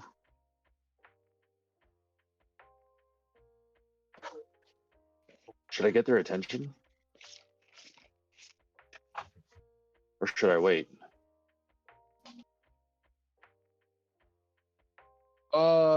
Cam, what's your passive insight? 18?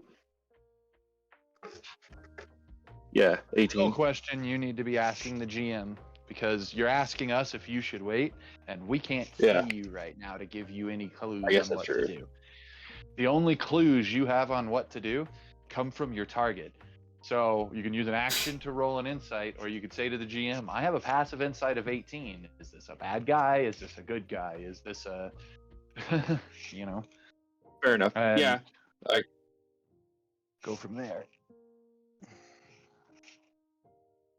I agree. Yeah, Jaime, with the passive of 18, or should I roll for insight? No, I'm gonna give it to you. Okay. This person, even from this distance, it is obvious that he has been, or that this man is racked with madness. Insane by being in hell. Yeah, he's out for blood, basically. And from the sounds that you can hear, he's not alone. The fucking Firefly. My brain just broke on what they're called. The men who go to the edge of space and go crazy. Reavers. I totally remembered that. Yeah. Yeah, so that's what it is. This guy's like a reaver.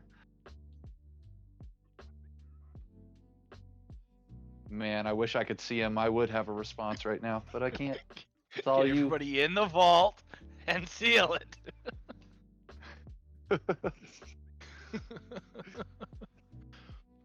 I love that one. It That goes is from a- a that is a heist great to a scene. protect everybody. Yep. I know we were just robbing you, but here, let us save your lives. And then they get back. I think I swallowed a bug.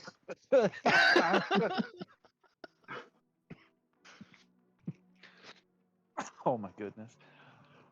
Okay, so you have effectively a berserk barbarian type being in front of you, Cam, who will kill you, rape you, and eat you. And if you're lucky, they'll do it in that order. In that order. Okay. Believe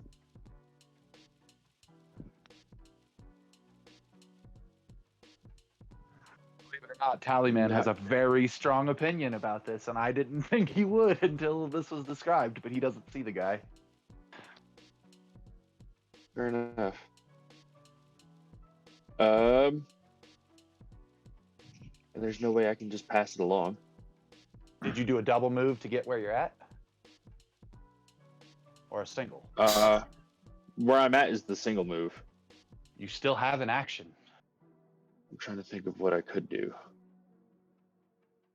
You can use an action to find a way to intimate to us what you see. Since you don't have telepathy yet, do you? No, you don't, I don't think. That's a different character. No, that's mana. Yeah. Haha, you just misnamed your own character. I know, right?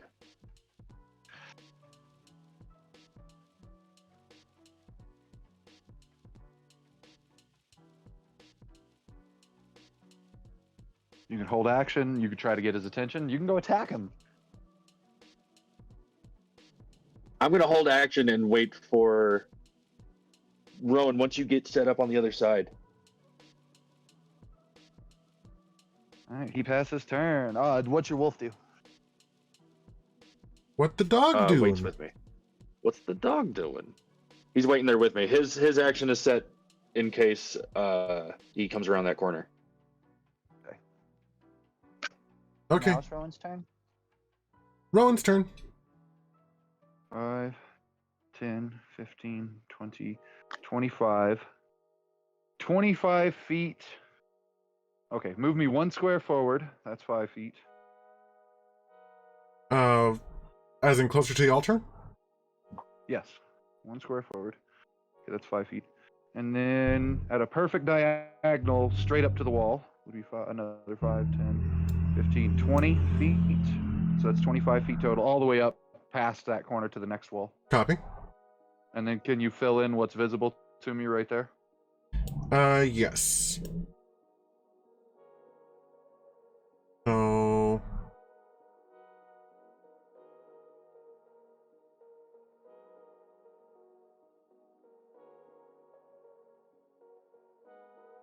we've got that. And you've also got... What is the thing in the center? that is the altar That's the altar? Yeah. So that.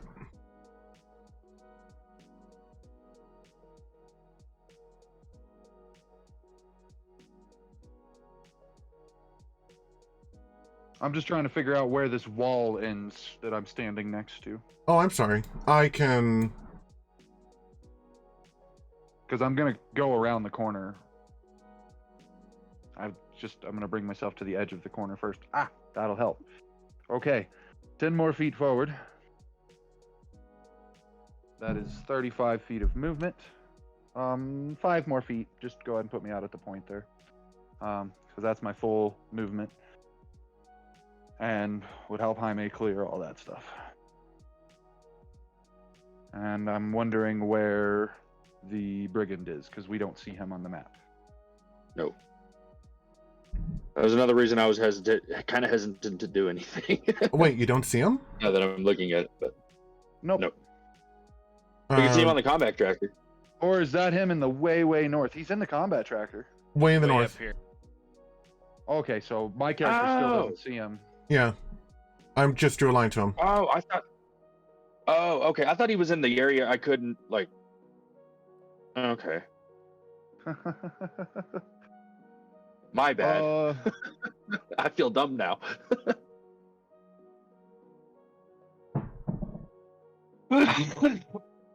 Crappity crap. I don't want to get too far from anybody else, so I'm actually going to hold my action right there.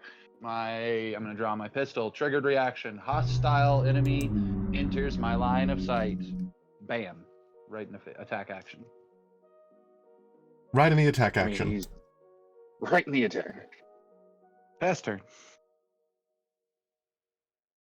Fuzzy Druzzy. You need to be a druid, Druzzl. Why? Because then we could call you Fuzzy Druzzy or the druid Druzzl. The Druzzl. The Druzzl. I mean, you could still do that. I'd just be the dude Druzzl.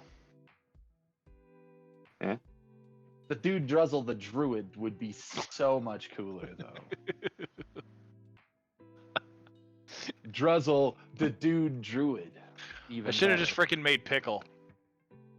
So no one knew how to talk at all. I could literally just yell "ooh oi" and run away. And you guys would have to figure out what the hell I was trying to say. Thanks to the origin system for 5e, you could technically make a character that doesn't speak common now. And I know. like if you wanted to fuck with people, you could. I know. All right. That'd be annoying though. You have one player that like speaks abyssal, infernal, everything else, but doesn't speak common. Yeah. I have heard of tables using native languages as their characters' native languages. And they said it got really interesting for the multilingual people at the table. Technically leaves room for that. Like there's like 6 different languages that humans speaks and 4 different languages that elves speak. And so like because of that, you could easily drop in real world native languages. Druzzl, what are you doing during your turn? So I am going to dash straight ahead my full movement. And pass turn. Yay. Dwarf is just sprinting by. I'm trying to not have anybody be like massively alone. As you come thudding up behind, you actually startled me probably, and I just gonna like look over at my shoulder, and I see you, and you watch me like gesture with my face like to the north. There's something up there. It's 80 feet away from Gilwin. I'll nod in response. And then, since Fick is still behind me, I'll make a gesture to follow Gilwin and go north. Screw it. My hunting song is the equivalent of like a marching jody, and so that it's really easy for me to just drop in a line randomly that like target to the north or whatever, but to the rhythm.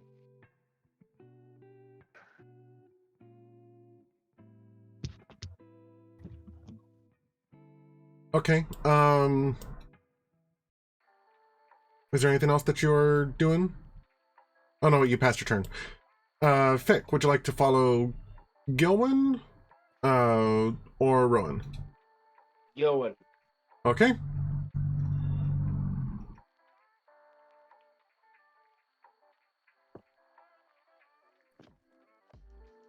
Five.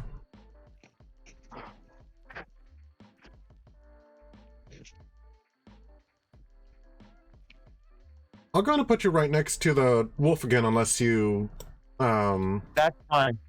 Okay. Anything special you'd like to do during this turn? Just hold my action till combat starts. Copy.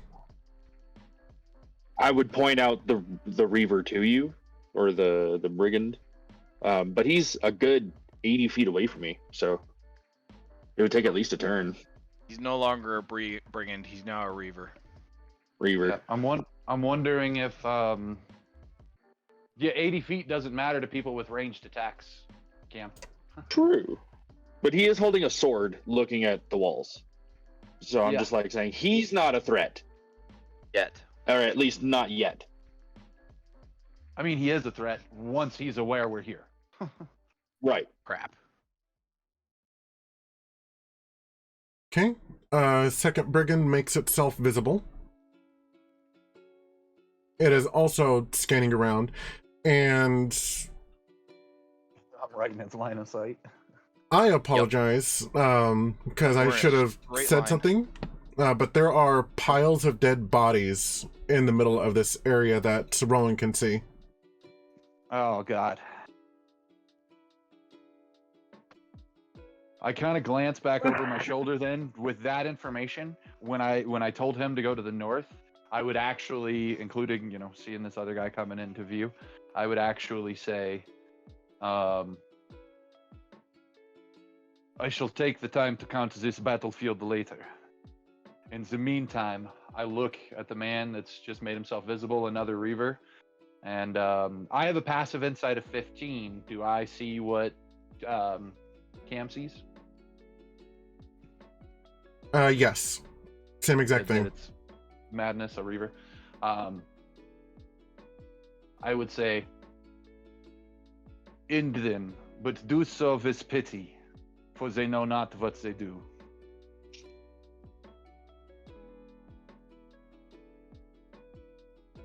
Go I on. would do so. I would say swift, but with pity. Swift, but with pity.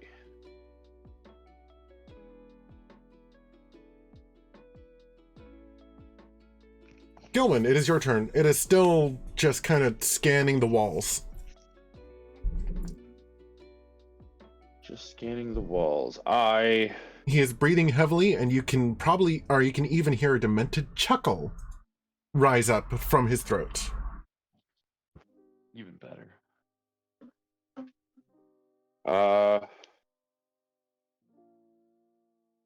Killing them's the only way to stop it. I don't know that, but I don't. Can he roll an Arcana check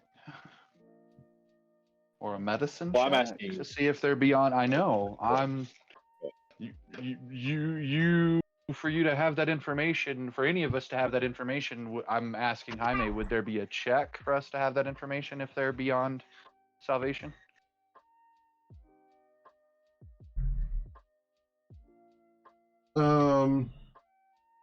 That would require religion, actually. Religion.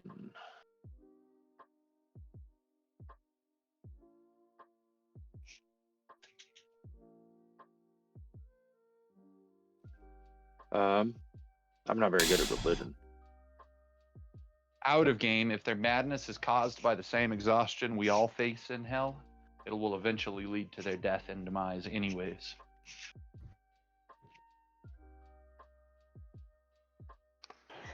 If they die after becoming so depraved that they are ultimately one of the greater evil sins, they're just going to get brought back in hell as demons. If we kill them before their souls are completely destroyed, hopefully they're not completely destroyed, maybe they haven't killed any other innocents on their way here, maybe we save them.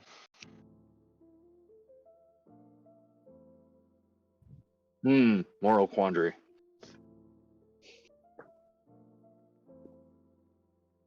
Enter. Take them out. Swift, but with pity. Whether that means you show mercy or not, it's up to you. What does your character think of pity in this situation? You've probably personally seen people driven to madness by demons because of your backstory.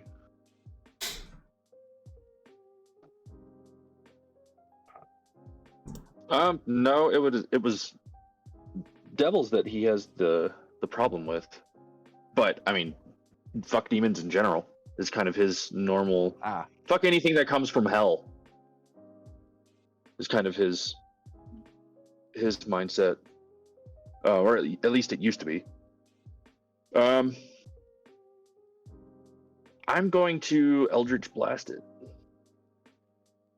because I've got 120 feet. How do I want this?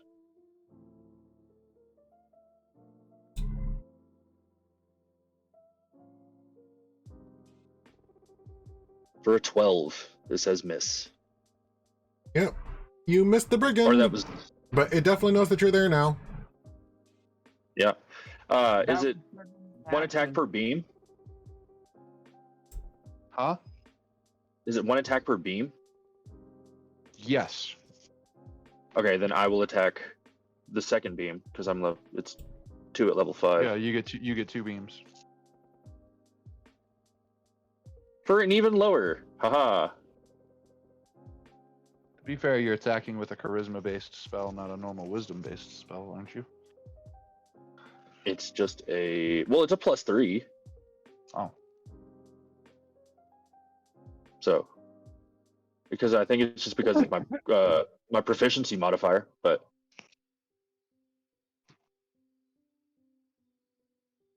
That would trigger my reaction. Okay. Combat, yeah. So I would teleport behind him and sneak attack him. how far can you? How far does Misty Step teleport? That I have no idea. Because I just made a ranged attack at him. Yeah.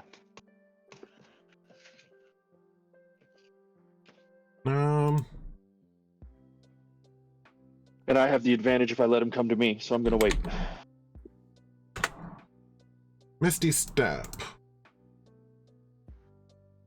I am gonna move the wolf up. It lets you teleport up to 30 feet. Oh, I'm And not. he's 80 feet away. Yeah. All right, fizzle So- action. Well, it doesn't fizzle, it doesn't trigger. You said when combat occurs, you will Misty Step. Misty Step having a 30-foot range means when combat breaks out within 30 feet of you, you will Misty Step. Fair So enough. it's not fizzled, it's just the trigger didn't successfully trigger. Not yet. No, that was good. I'm moving the wolf up so there's a barrier between them and us. Okay. And that's my turn. You're on the wrong side of history, pal. Them and us. Who do you think you are? I'm at. Wait. And you already moved your wolf. Yeah. Okay, so the brigand points and gibbers excitedly towards your direction. Oh, sweet. Oh, good. We had to find out one way or another what it was going to do.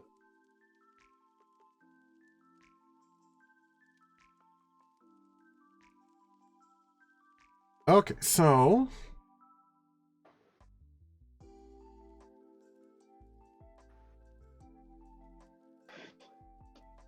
okay, this guy can fly. So What? What? 5, 6, 7, Oh, 8. shit. A spine devil flies from around the corner. Of course he does. Hooray. And it launches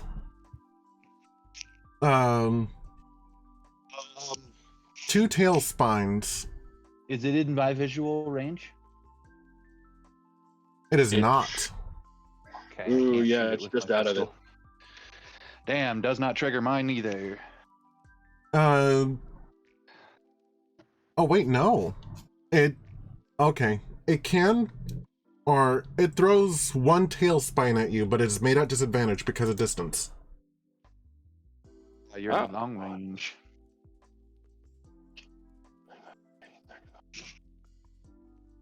$55 feet.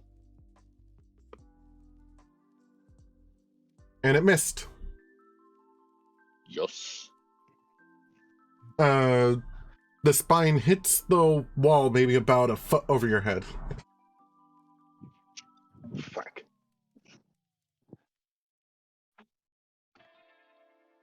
Cool.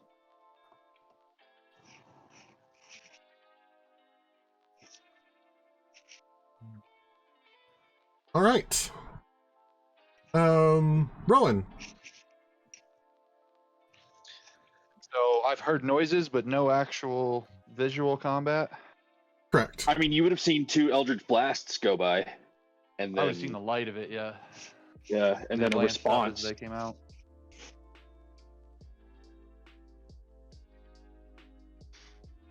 I look back at Keith. Keith, I'm hunting for you to spend your soliloquy right here. Do we help our friends, or do we go after the one we see? Both. Both. Which first? Which first? What a dwarf answer. I mean, I was planning on moving up to, like, just in front of you, like right here, and throwing my hammer at him. Which would also give me the ability to go up this way. How many squares is he from me? The one over here. Brigand 2. Mm-hmm. 2, He's about 50 feet. 5, 6, 7, 8, 9, 10. Yeah, about 50 feet. That's the shortest distance. Is that? So I a don't straight need line bouts, to him I is need right active. here. I think. 15, 20, 25, 30, 35, 40, Yeah, so a 45. straight line diagonally to him is 2 feet, or is 2 squares in front of you. So if you move the 1 square, the square right in front of you is 50 feet away. Okay, I'm going to run straight forward at a diagonal 40 feet. So if you can move me that. Keep me in my line just 40 feet out. All right. So all the way up here. Hold up. I am going to move Haas, because right here.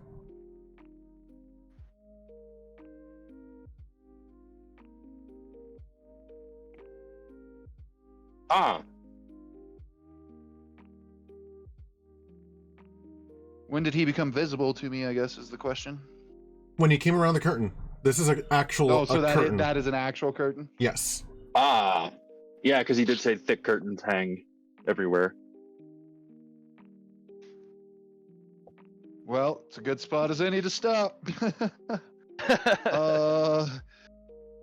Crap. Crap. Row on the brakes.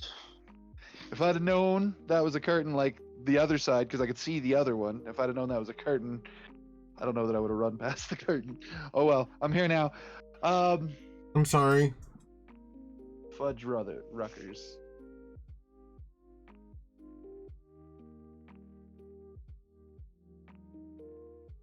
Screw it. I step in and smack him. Using Beep. my movement to swap weapons. He goes I was gonna running shoot, by, does a fucking rear march and smacks him in the face.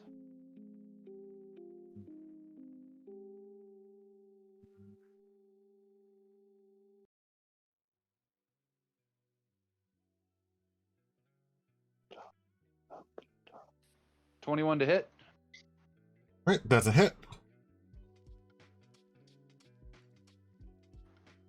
For 15 damage. All right, and that's 15 damage on Brigand 1. Does 15 seem like a lot of damage to him or little damage? Because if it seems like a little damage, I'm going to increase that. He's not bloodied. Okay, I'm going to go ahead and trigger favored foe. For another 3 damage.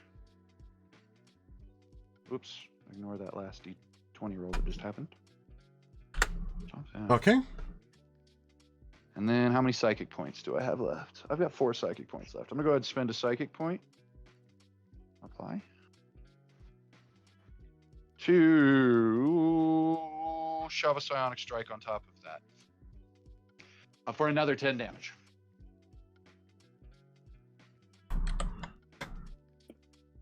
Okay.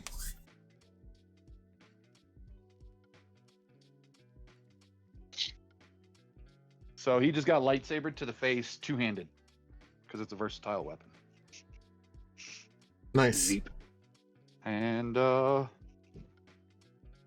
was my action, my move action.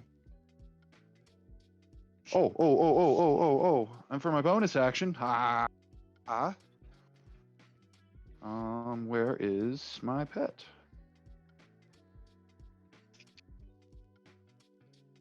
My pet, who I guess I need you to put in the square beside me. +7 to hit for a d8 +3. So for a 23 to hit.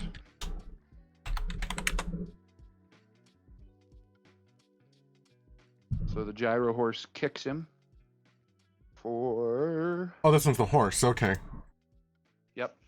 for 9 damage.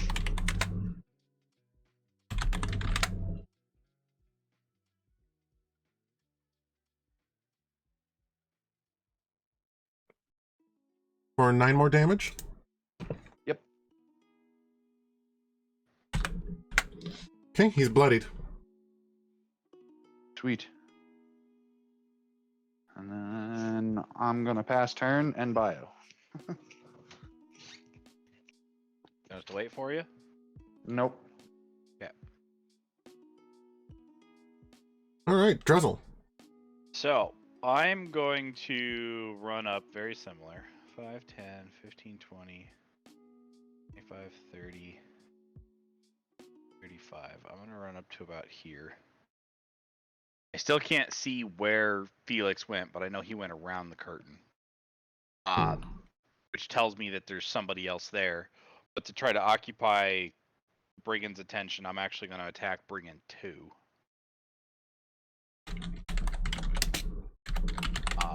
By throwing a warhammer at him.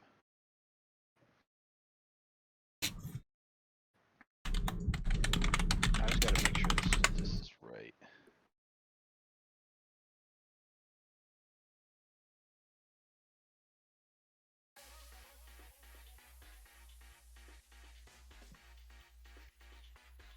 Why does this always feel like it changes? What? Let's see here. 1/3 of your proficiency modifier. So I get just a regular plain old +1. Yeah, that's right. That one's right. I'm guessing that's right. The bonus damage always ends up changing.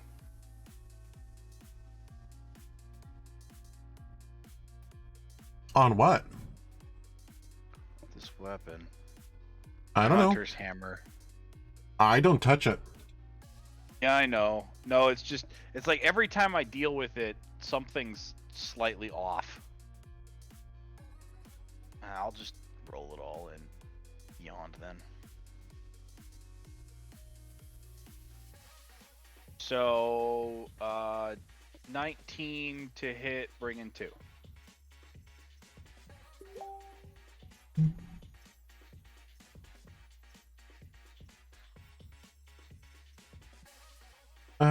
That is a hit.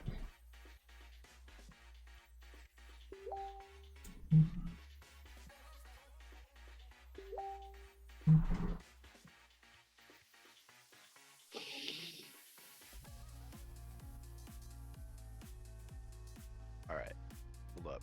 Carl's messaging me. I know. He's messaging the group. Oh, it's the group. Okay. Yeah. Wep plus Dex +1. Wep plus Dex.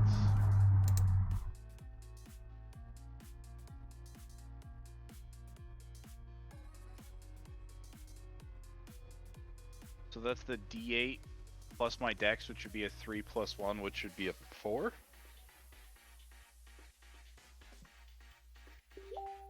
Why does it say 6?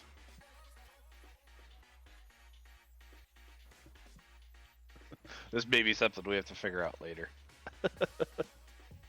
Instead of in the middle of me doing combat damage. Right? Ideally. This is actually 2d8.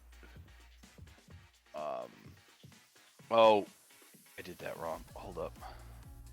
5, 10, 15, 20, 25. Yeah, that was with disadvantage. All right. I actually get to roll this with disadvantage because I'm at long range. So does a 13 hit?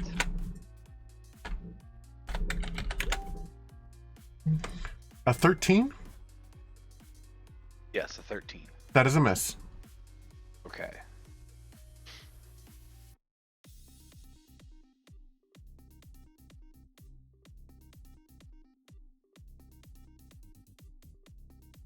Don't mind me, I'm just occupying the pile of dead bodies. All right, so I am going to use my bonus attack to throw my weapon at him again.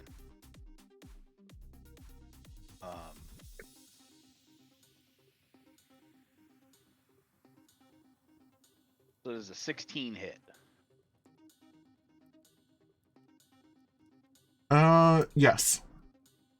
Cool.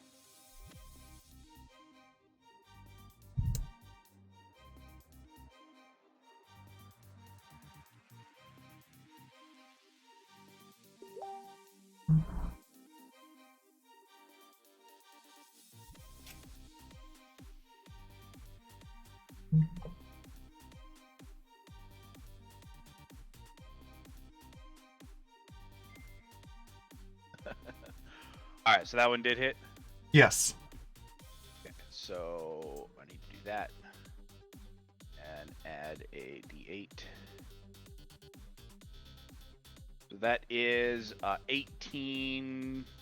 Oh, it's the d4 because it was Kenzie's shot. So that is 21 damage. Bludgeoning and magical. Okay. And how much was the first one? None, I missed. Because I'm at long range and I'd only rolled one instead of rolling Oh, I see. disadvantage. I realized after the fact, which is why I had the second 13 to hit. That's where that 13 came from. Oh, okay. Makes sense. So that was movement, attack, bonus action. That's gonna end my turn. All right. Pick.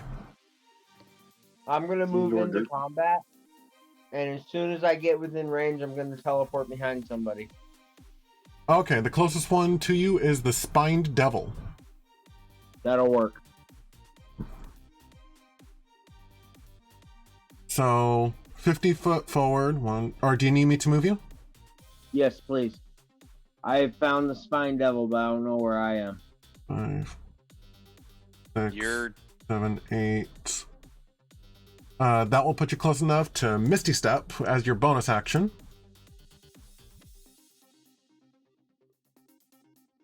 And now you're directly behind the spine devil. Now I'm going to attack him. Okay.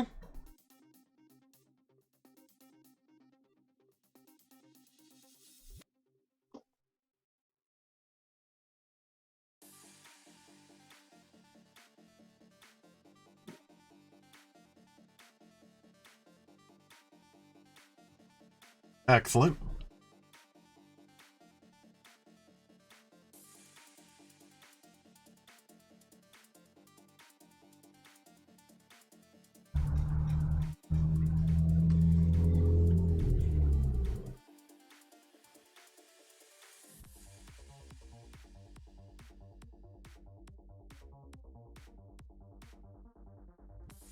For 19 damage. For 19 damage, it is bloodied. Oh, I should have put Hex on it first. Fuck. That's where I'd say that we're gonna have other fights in here. Yeah. Alright, and do I have any more movement left? Yes, I believe he had 10 feet of movement left.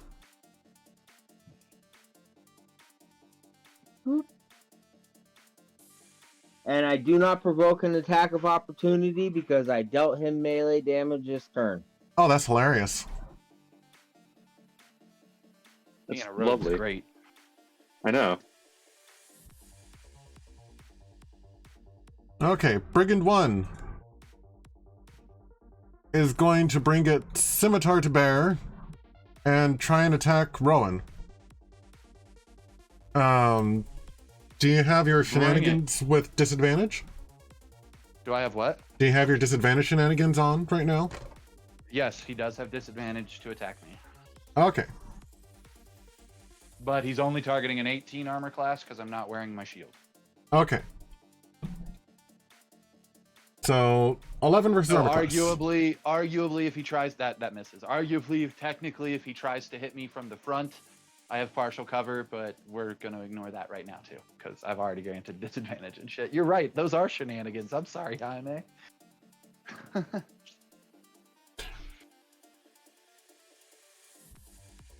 Okay. I actually see Rowan treating it like that in combat. I see him going, "Oh no, I don't have my normal cover," right as this guy is swinging. And then he tries to justify how he's protected, like to himself in combat, as this weapon is swinging at him. I accidentally had him target himself. So, that's not gonna work either. No, especially since I don't roll with disadvantage. So second attack. Second attack or second attempt? Second attack. Okay. 12 versus armor class. That's a miss. You're aiming at 18, just so you know. Right.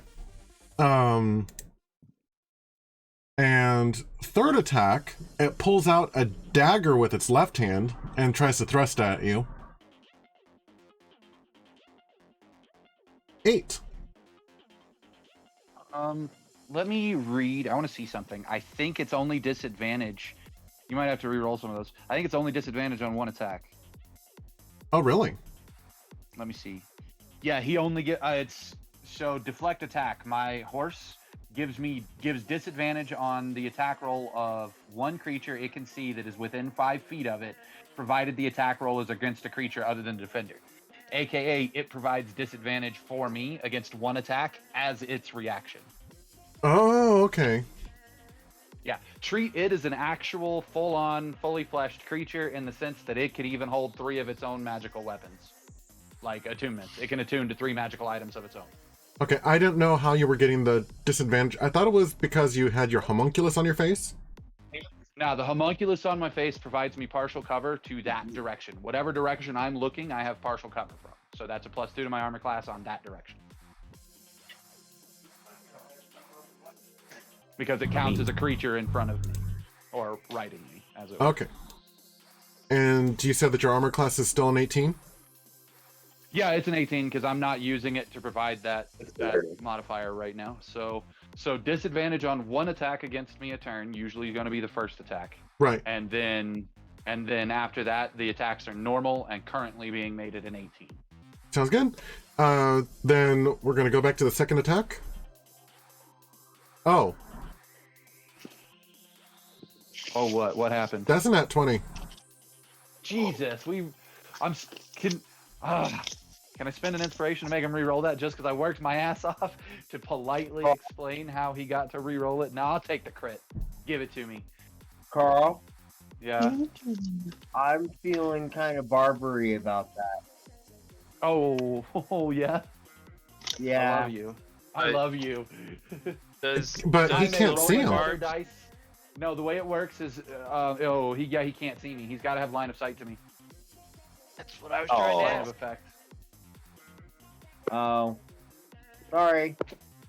I'll take it. 8 damage. Worst case scenario, I can decide whether I want to choose to soak it. I'm not going to. I'm going to take that right upside the head. Alright, and then dagger attack. 20 versus armor class. Well, that one's a hit. 7 damage. I'm gonna resist some of that. 2 smacks in a row that hard kind of bugged me. So I'm gonna spend a psychic dice. Beep. Apply. And then my psionic shield is, protective field is whatever my psionic energy die is right now. Is it a D8 or a D6? Still a D6. So I resist 9 damage of that second attack. So I just don't take any of it. Excellent.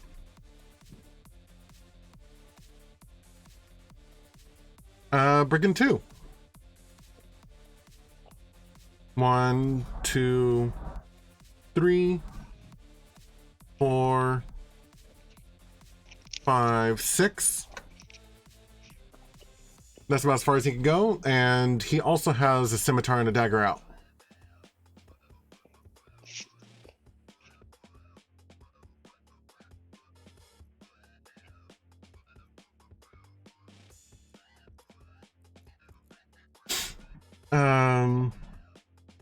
Brigand 3 is going to step forward and try to attack Fick with multi-attack.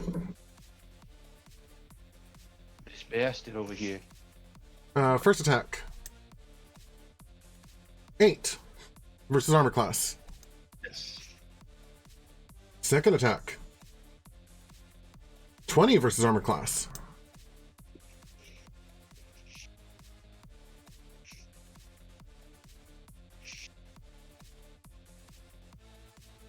That will be 8 damage. And then the dagger. 16 versus armor class. It looks like that is also a hit.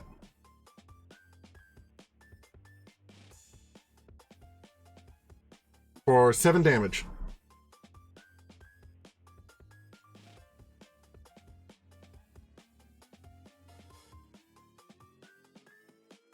Now, I know that Fick has silvery barbs, but, and I did pause, but I don't know if Gurk is indisposed right now.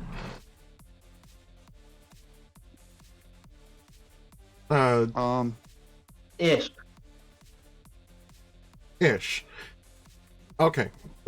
Did you want to do something about either of those attacks? No. Okay. I'm saving them for crits. Understood. That moves it on to Gillen. Okie dokie. Also, it looks like Fick is bloodied.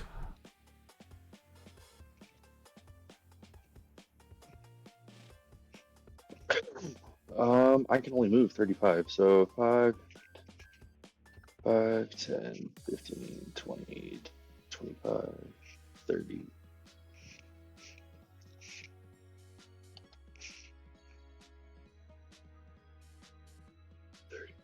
35. If I want to be able to still attack. Right.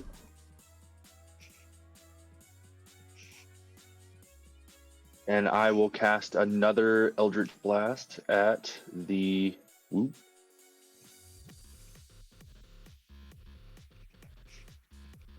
If I do it at the Brigand, he's going to be undercover because of the devil, so I'll just cast it at the devil.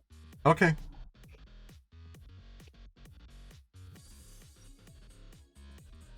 That is a hit.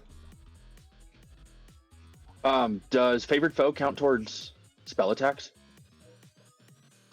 Any attack that hits. Any attack that hits? It count. Yeah, so it can't be a saving throw based thing. It's got to be an actual. You rolled an attack roll.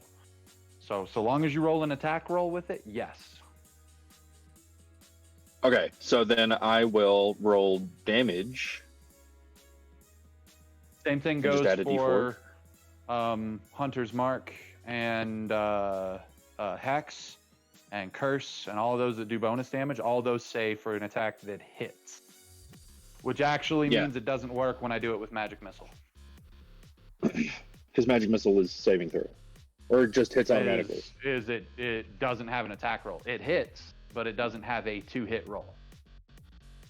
So it's up in the air on that one. Sage advice says that it doesn't work, though.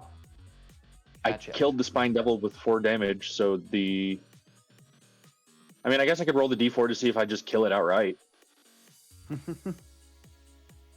I'll do that. Oh, I mean, if you haven't already applied Favored Foe, don't. If you have applied Favored Foe, do. Well, I thought you had to apply it before you roll damage. No, you apply it when the attack lands It literally says the first time an attack hits on your turn, one of your attacks hits on your turn, you may apply favored foe. Yeah, that was the So first what time I'm my saying- attack hit. So, okay, but what I'm saying is, do you want to apply it? Because you only have so many uses of favored foe. I know, So many targets but per day. I had already kind of implied that I was going to use it, and then rolled my damage, and realized the damage killed it. Did you already roll the dice for favored foe? Because if you didn't already roll the dice, then you didn't apply it. I mean, I rolled it, and then I can just transfer it to the next guy, can't I? Or is that does that count as the? It's a single, because it's favored foe, not hex or hunter's mark. It's favored foe is based on this individual target. Screw it. I'll leave it up to Jaime, because I did roll the die, but. Oh, if you did roll the die, then you rolled the die. Favored foe was applied, but then it didn't matter. Okay. That's the mechanics of it, anyways. Well, what he was trying to figure out is, since it died to his main attack, and he had already rolled favored foe before seeing that it died to his main attack, would it still apply? So he was rolling them separately. You have to. Okay, he didn't have a favored foe trigger that procs together. Okay. Then there's not a macro for it. Then mechanically they weren't rolled together, but I don't have an answer for that one. You can make a spell for it, Cam. Yeah, I you know. made power I on just the haven't done it. So Jaime, did it count or not? Because he didn't know the creature was dead, but if the creature was dead, he wouldn't have needed to spend the resource because he rolled them separately. Did he spend it or didn't he? I'll say no. There you go. Excellent. Thank you.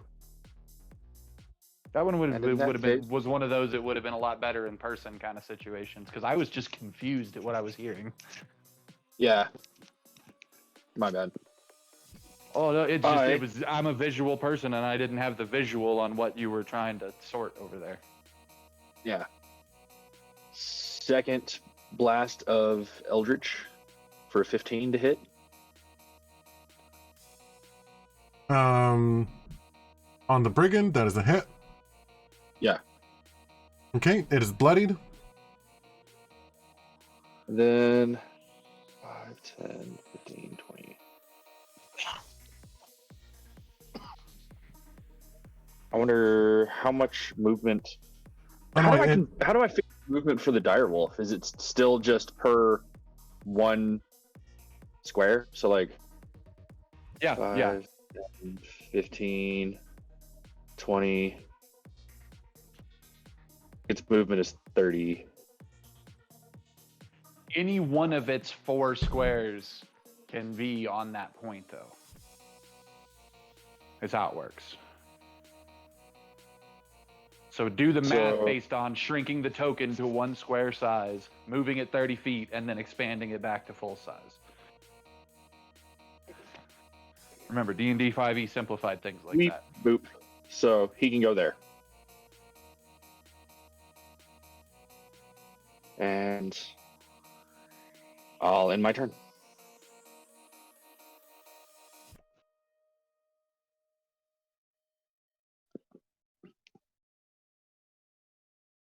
Okay, Spine Devil needs to roll saving throw. Charges spines. Oh, saving throw is still it. That's right. Okay, fail. That is 1 fail. This is what we like to hear. Bite him. Sat on his face. Being smothered by direwolf butt. Okay, it's back up to Rowan. I do need to go use the restroom real quick, though.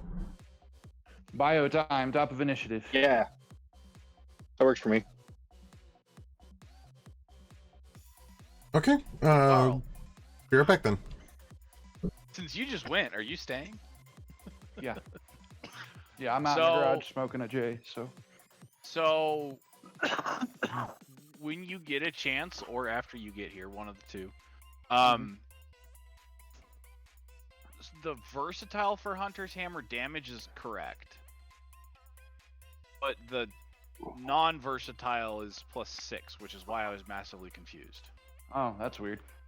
It should be a 4 from what everything is telling me, because it's 3 plus. Yeah, it should a just be your third of dex a plus 1. proficiency modifier.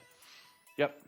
The whole reason I did the third of the proficiency modifier math on it is So it because didn't by super random. level 20, it'll only become a +3 item, which means throughout the game, it became an automatically scaling. Even if you never level up it again, its enhancement bonus levels up throughout the game.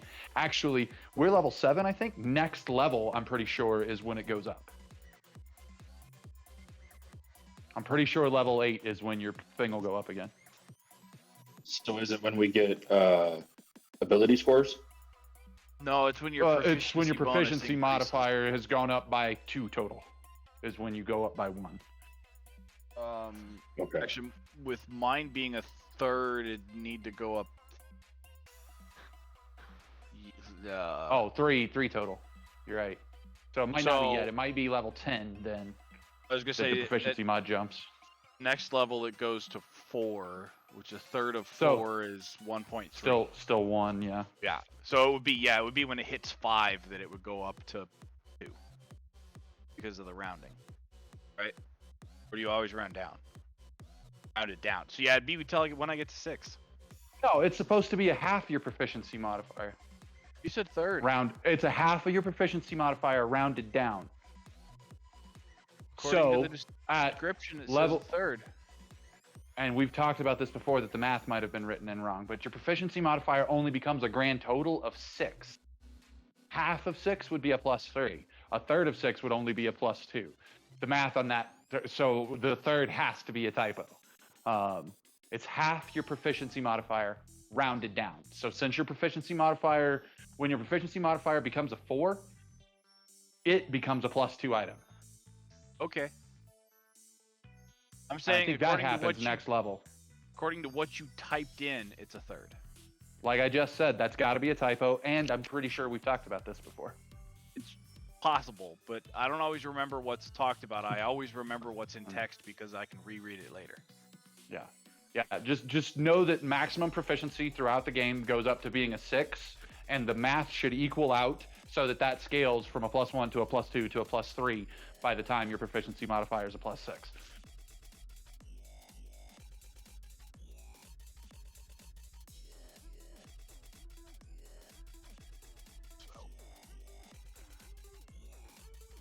So yeah, next level they turn into +2 items.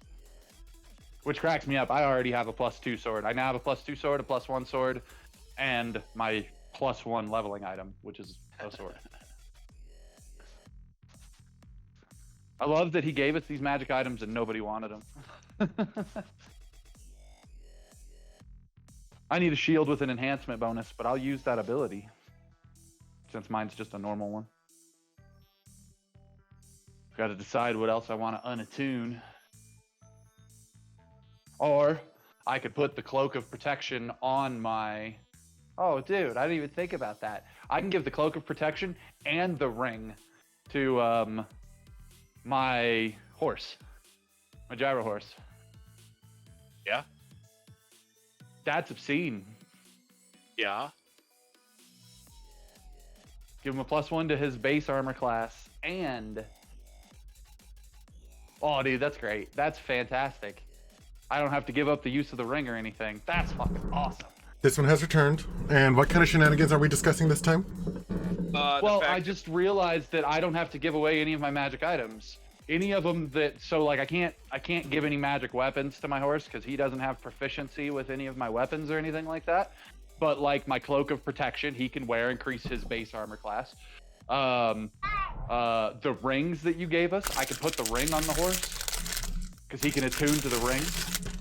And then cast either entangling So he can cast strike the entangle spell from it instead of me having to wear the ring and cast it. So I can, as a bonus action, tell him to do that for his action.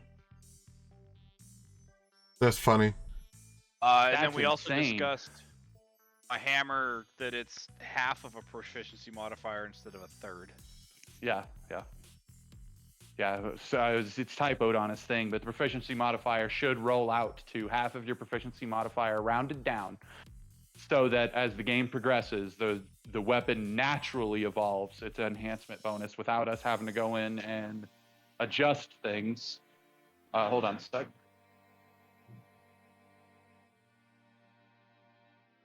Without us going in to adjust things, it naturally evolves. And as soon as I The switched enhancement modifier as from +1 to +2 to +3. as soon as I switched it and beyond to a 0.5, the damage math worked perfectly. Yeah. I'm gonna have to update my bonus for attack, but that's okay. I've been trying to keep my abilities, armor class, and weapon damage and stuff like that accurate in Fantasy Grounds until we decide to upgrade, in which case I'll probably have to remake half my character. Right. Well, you know, next things I'm gonna have to do. You know, week after next when I'm there, we'll be able to get Fantasy Grounds up on a computer for me as well. Yep. So then we can finally get my characters updated in Fantasy Grounds, Yay. Yep. which is exciting. And then we have to decide if you and I are going to play in the same room or not, because that could spawn a whole bunch of side conversations. Yeah, I think it will. I already learned that one time gaming over the internet at Gurk's house. All right. Well, it is your turn, sir. Is everybody back? I don't know Cam, who are you all back? departed. Cam and Gurk left. Cam and Gurk, are you guys back? That answers that question. Fair enough. The silence. In case anybody over there is talking, we don't hear you. I heard Cam. There's that I heard a too. Cam there, yeah. And Gurk's muted, so.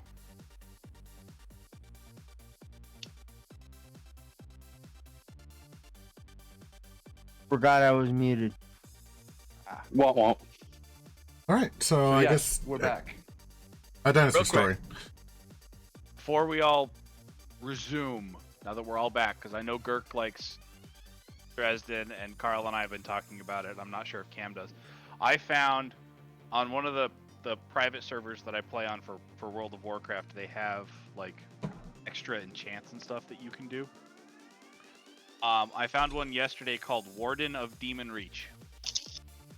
Nice. Yeah, he's straight out of Dresden Files. Because he uses Nice. Fuego and Arctis. Nice. Nice. And what is I've this? To that end. I've been waiting on that. in WoW. That's the Ascension World of Warcraft private server. Huh, that's funny. It's quote unquote classless. Interesting. Oh, it's yes. You get access Plus, to all right, I got an 18 to hit with my lightsaber. sweet. Swinging away. That is a hit.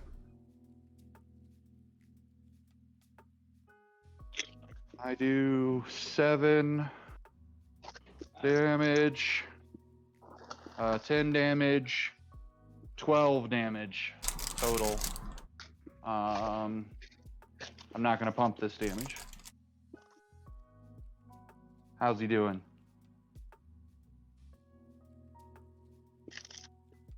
Let's see.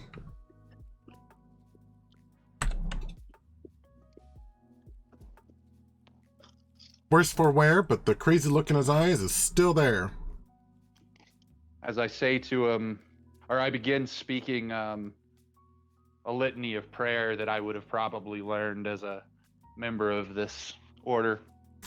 And if not, I throw one out there that just fits, that goes along with the tallyman sort of line. I pray about counting him and forgiving him because he doesn't know what he's doing and whatnot.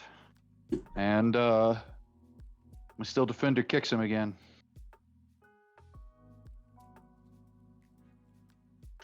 For my bonus action. That would be a 15 versus armor class.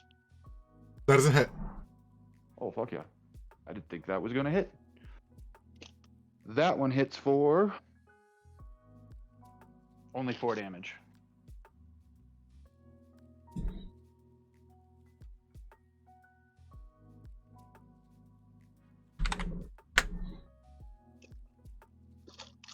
All right. And that was action, bonus action. Anything else you're doing? Yeah, I'm not doing my move. I'm gonna go ahead and pass turn. Druzzl. Okay. Jaime, if you need to target my horse, you can. I know he's not on your initiative tracker, but he does have his own stats. Copy. Honestly, you're doing more damage than it is, so they're focused on you. I figured. I am gonna be one of those guys and throw my warhammer at this brigand too from 15 feet away. I can't roll into the damage tracker. That doesn't work. Although I can put it back on the other side of the screen now. 17 to hit. Looks like it hits. Yep, that's a hit. Or 8 damage. Excellent. And then I'm gonna use Kensi shot. And shoot him again. Boom, or not. Or not. Or not works. Just a regular automatic miss. Yep, just regular automatic miss. Cool. And I'm gonna skedaddle. So let's see here. 5, 10, 15, 20, 25, 30, 35. You see me fighting this other guy behind the curtain as you go running past. Yeah, I can also see Gurk fighting Brigand 3 now as well.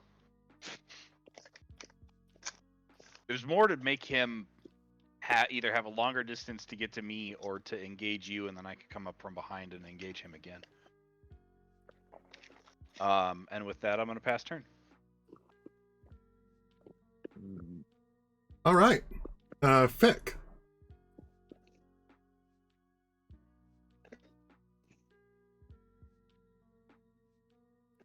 Are you muted, Fick? No, I'm rolling. Oh. That is a hit. Remember, some of us can't see what's going on, so you gotta let me know what you're rolling, bro. Oh, sorry. I'm rolling to hit brigand number 3. Okay. With My sneak attack? rapier. Stabby, stabby. For 21 damage. Nice. Hey, Google, set a 14-minute timer. And Definitely I move beat away. me for damage that turn. Damn.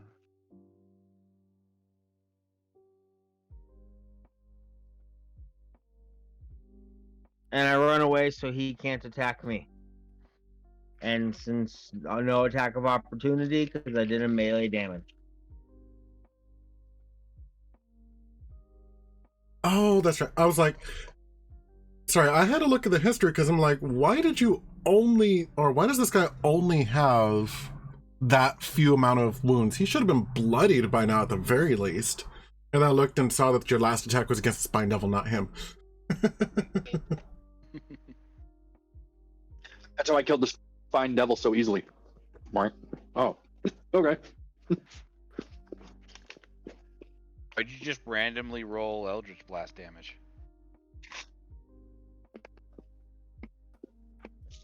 Yeah, that's kind of Aim his weird. pistols at the sky. That was weird. I didn't do that.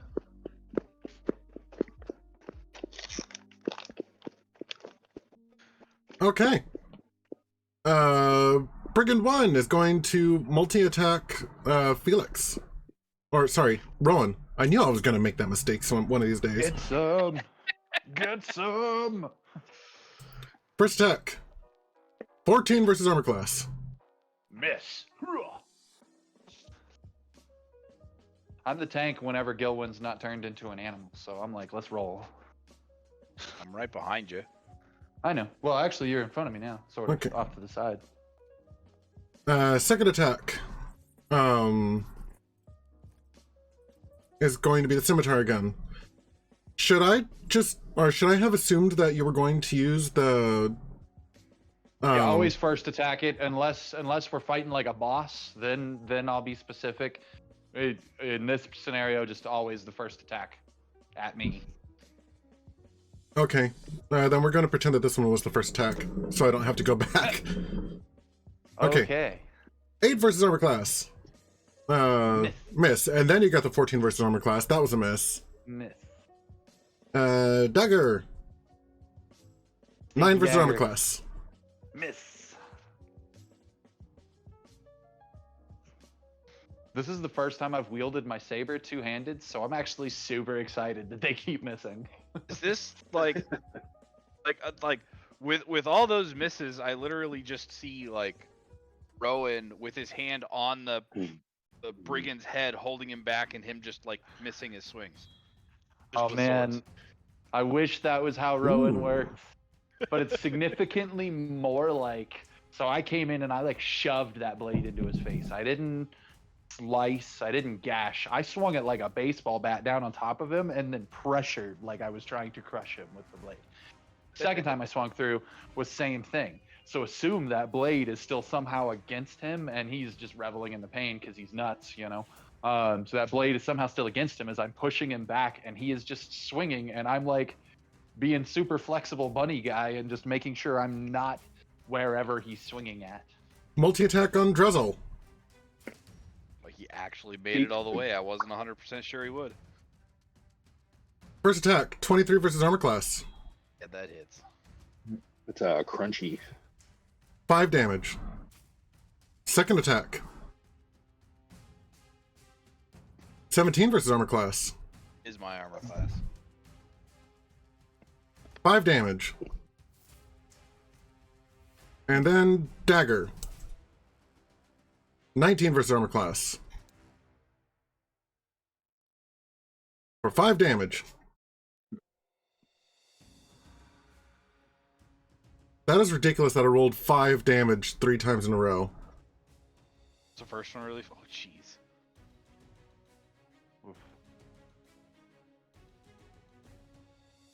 Yo. What's your hit points right now? I'm not quite bloodied, but I'm close. Brigand 3 is going to try and chase down Fick.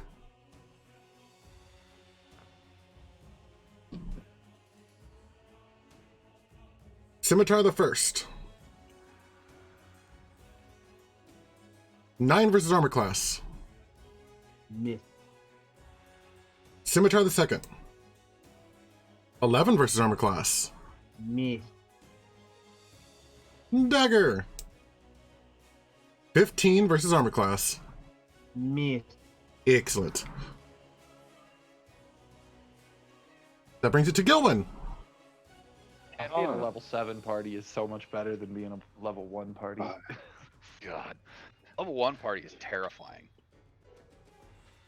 Right. I argue that it's exciting. You what? I argue that it's exciting. Then again, I play paladins at level 1, so... Agree. Fair. Yeah. I can get to advantage. Gilwin runs up and swings with his scimitar. 18. All right. That is a hit. Okay, bye. Oh, that.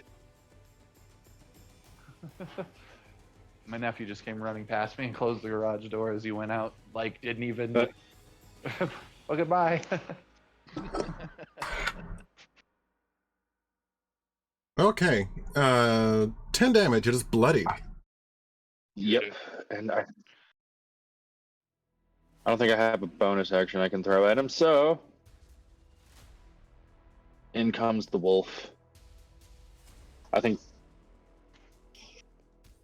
Get the dire wolf to attack. I don't have stats. Okay. I think that gave it to you. Ah! It did. Thank you. He has advantage because of pack tactics.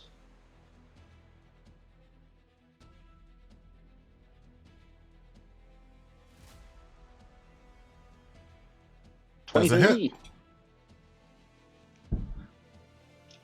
For 9 damage, and I can make him roll his check. He succeeds his And he strength succeeded. check.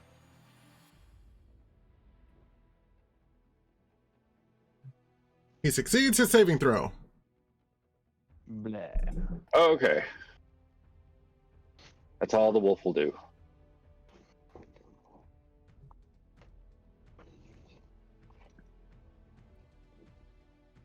Okay, Spine Devil. Second saving throw. Nat 20. Nat 20. So that is 2 successes.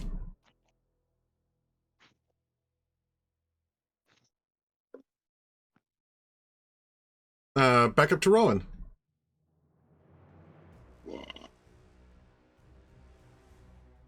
Repeat. Do, do, do, do, do, do. 28 to hit. I'm gonna go with that hits. That is a hit.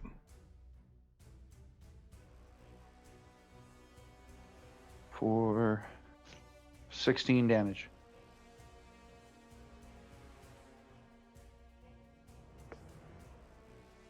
That was to number 1. It's whichever one I'm adjacent to.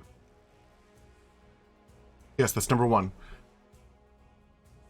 He is unconscious and dying.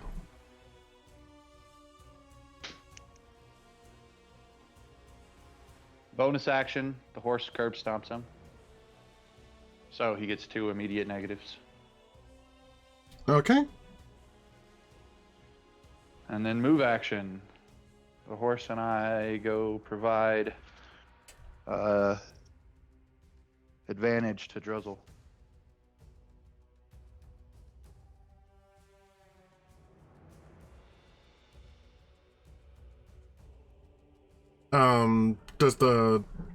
Does your horse go right next?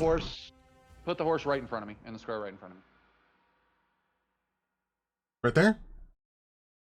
I actually meant north, but that's fine. That'll work too. Okay. I'm sorry. Right in front of you is Subjective. Yeah, it's subjective. My apologies. I meant north, but that's totally fine where it is. I just wanted him adjacent to the target as well. We should use the clock system. 12 o'clock. directions unclear. Set a horse figurine in front of my player directly. Okay, and then I passed turn. That brings it to Druzzl. All right. I am going to attack Brigand 2 with advantage. Repeatedly. Probably. I am not wielding anything in my extra hand. Hold up. Gotta go look. Where is it? In Ranger. Is dueling when you're wielding a melee weapon or no other weapons. Yes. Okay. So, wait, that's +2 to damage, not +2 to... Wait. Look. I did this wrong.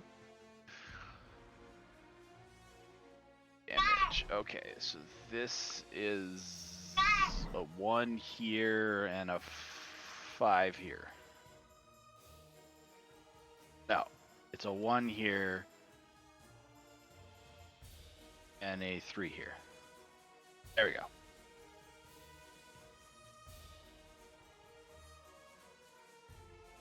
Damage. Okay, cool.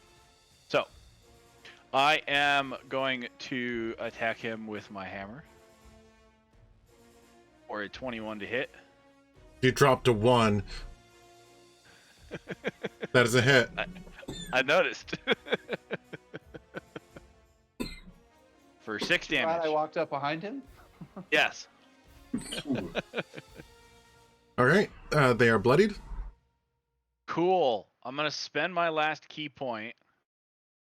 That's not for... That's not how key points are spelled. How did I spell it? Did I spell it wrong? Oh my god, I did. Holy crap. That's not how they're spelled. You're absolutely right. Those are not key points. This is not Kingdom Hearts. Right.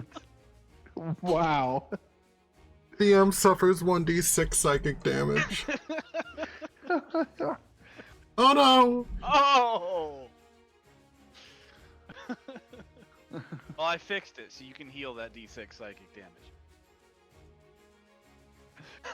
Not all things are healed so easily, Keith. For goodness sake, it's the first two letters of your own name. Oh. First and third letter of my name. Shut up, I before E. Accepted names like Keith.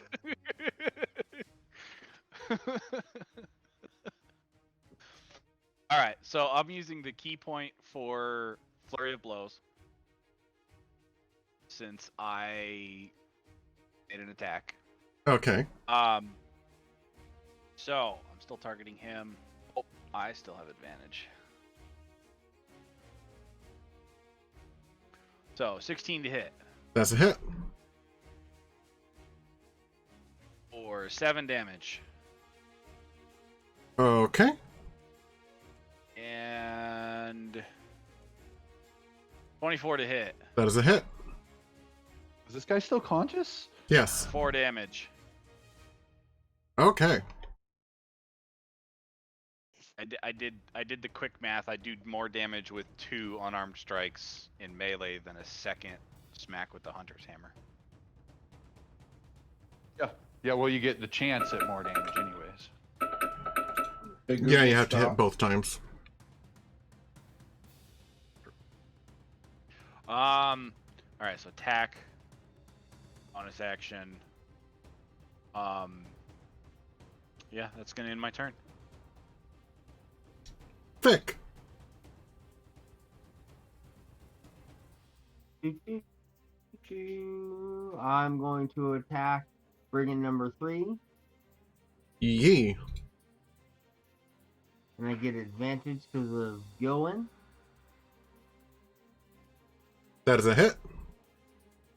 This is how we do it. For some reason, that's my hunting song now.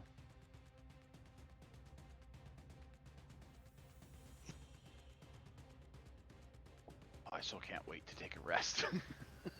Right. I get so much extra utility back. Dude, I'm at the bottom of my resources right now, and it's freaking rough. I got killed 3 him, level man. 1 spell slots left that I'm probably going to use 2 or 3 of here in a minute. Jesus. What'd you do, Girk? I killed him. You killed him. Holy shit. He So you broke stab it. him with your sword again? He 21s in a row. he broke it. In. I broke it in your toy. I just see his mask getting the emoji of like the teardrop, but just like the one, just like the aw.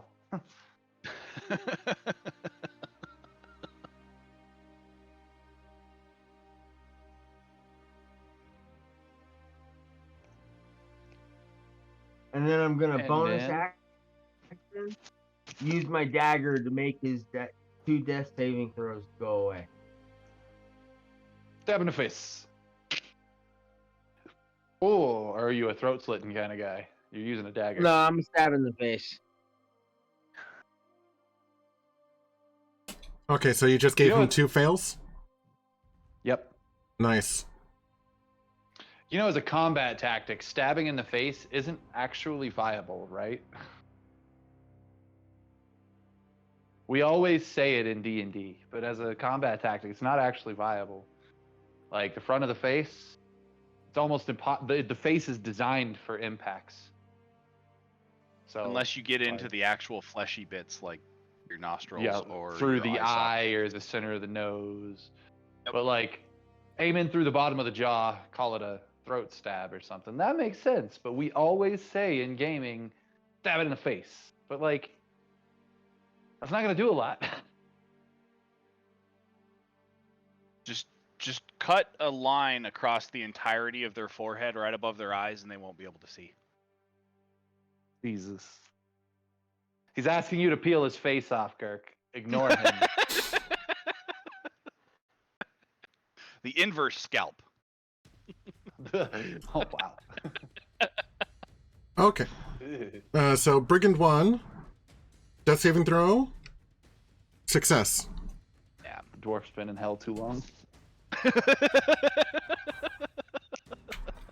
Brigand 2 is going to attack Druzzl Have you seen him? No, that's turkeys. Oh, I don't know. with multi-attack. Why am I not surprised? Not like I just repeatedly smashed his face in or anything. 24 versus armor class. It's 6 damage. Every other kid. Druzzl is now bloodied. No. Second scimitar. 15 versus armor class. Wait. I need to read. Because dude's going after Druzzl, not me. I need to read. Within 5 feet. Yeah, he's going to impose disadvantage on this attack roll. My defender is going to. For Keith. the next one, the dagger. On the whatever attack roll's coming up, because obviously I can't do it on the one that was already done, but on this one. Okay.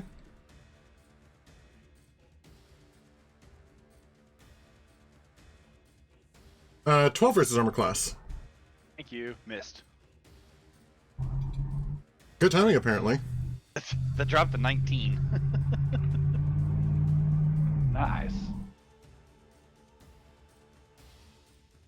Yeah, I thought it had to be adjacent to Keith, but no, it only has to be adjacent to the bad guy, and the bad guy has to be attacking someone other than it. It technically is. Oh no, it's not. Sorry. I thought it was catty corner to me.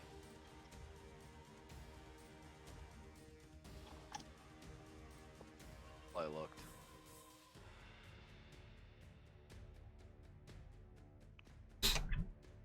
All right.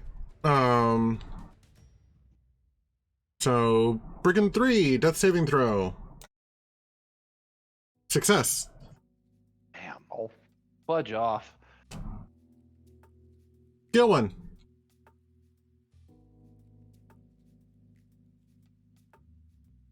These guys have a will to live, man. Right?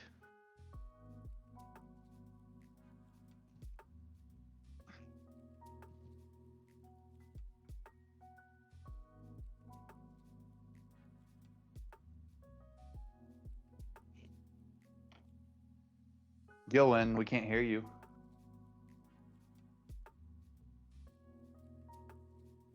I'm gonna guess he's gonna kill the spine devil. That is my guess as well.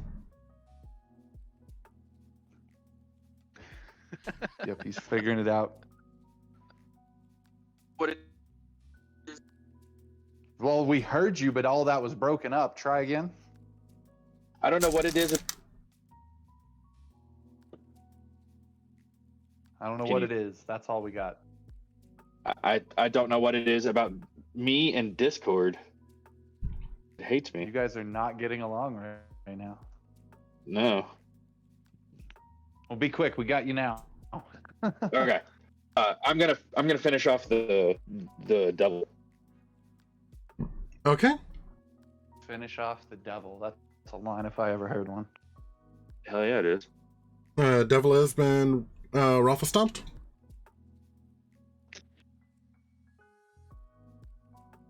Girk, do you want to do the honors, or should the wolf start eating the brigand?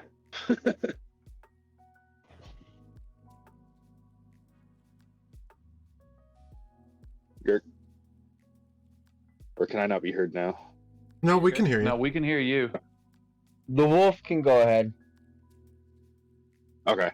I'll have the wolf finish off Brigand 3. Okay, munch. Chomp, chomp, chomp, chomp, chomp, chomp, chomp, chomp, chomp, chomp, chomp, chomp, chomp.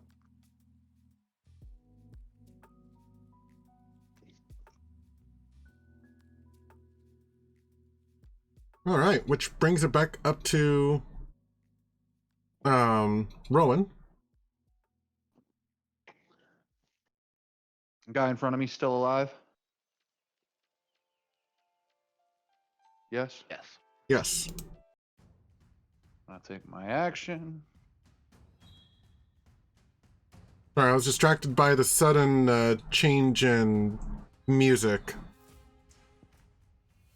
Oh, Like, maybe I should roll my attack roll before I roll my damage. I had found this really cool playlist of free stream music that was listed as epic, and I'm like, oh, that sounds great for combat.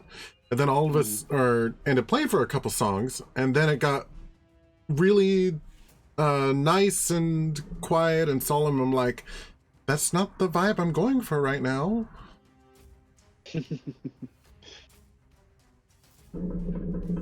Wow, that's funny. Continue. 21 to hit. I didn't roll that with advantage. Advantage. Roll. 21 to hit.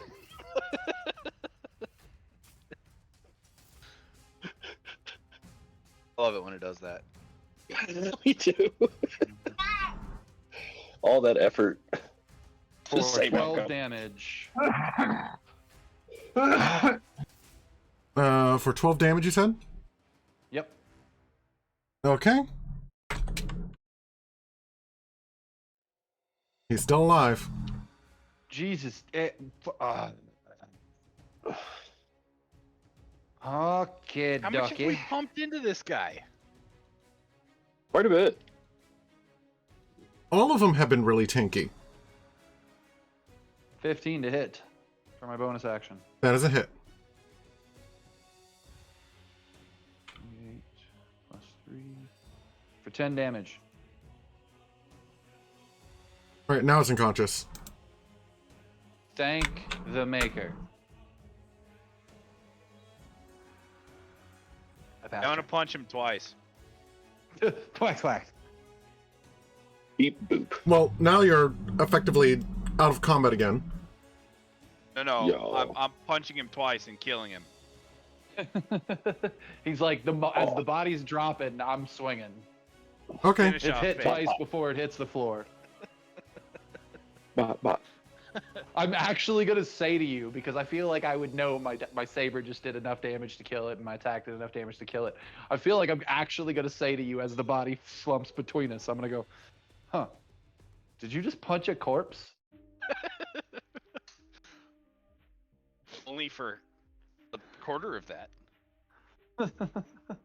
As Gilwin rounds the corner, he goes, "Since when don't we punch corpses?"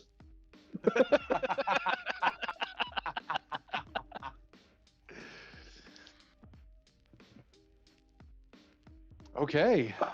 Are we? I'm are glad we we're still out of going- combat. Are we still going in combat order, or are we free?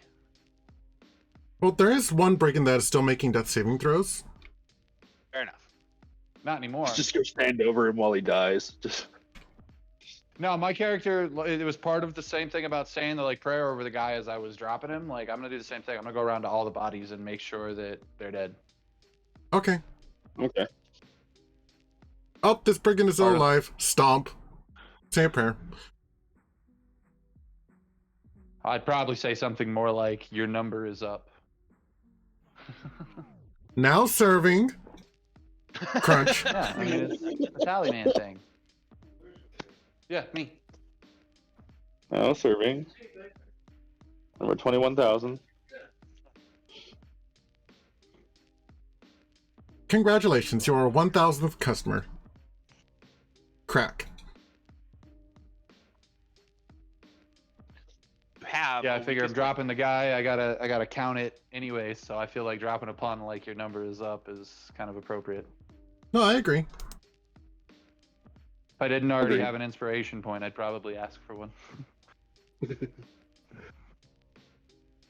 But sometimes it's not about that. Only Okay. when it's Cam's first time DMing a big group should it be about chasing as many inspiration points as possible. Right? So now, now I can describe this small little alcove to you. This is a private chapel. This area can be curtained off or for small private ceremonies. The pile of bodies contains dead guards as well as the foul remains of infernal creatures that died during the initial attack. Okay. We need to get those out of the church because that's part of what's corrupting it. There are also stone altar, or there's also a stone altar. Does anybody know prestidigitation? I think I know prestidigitation. Negative. Let me look at my character sheet really quick. Because there's something I would do immediately as I took in the site of the altar. If I have it. I do. So the place is covered with just gross from the battle and like the dead bodies and the splattered demon devil guts and whatnot, right? You're saying, Jaime? Yes. Yeah, so prestidigitation can be used to clean a soiled area. I'm literally, as I'm approaching the altar, as I'm getting closer to the altar, I'm hoovering it. I'm cleaning up the bug guts, the blood, the nastiness, using prestidigitation. The altars should be clear of any blood and evil demonic influence.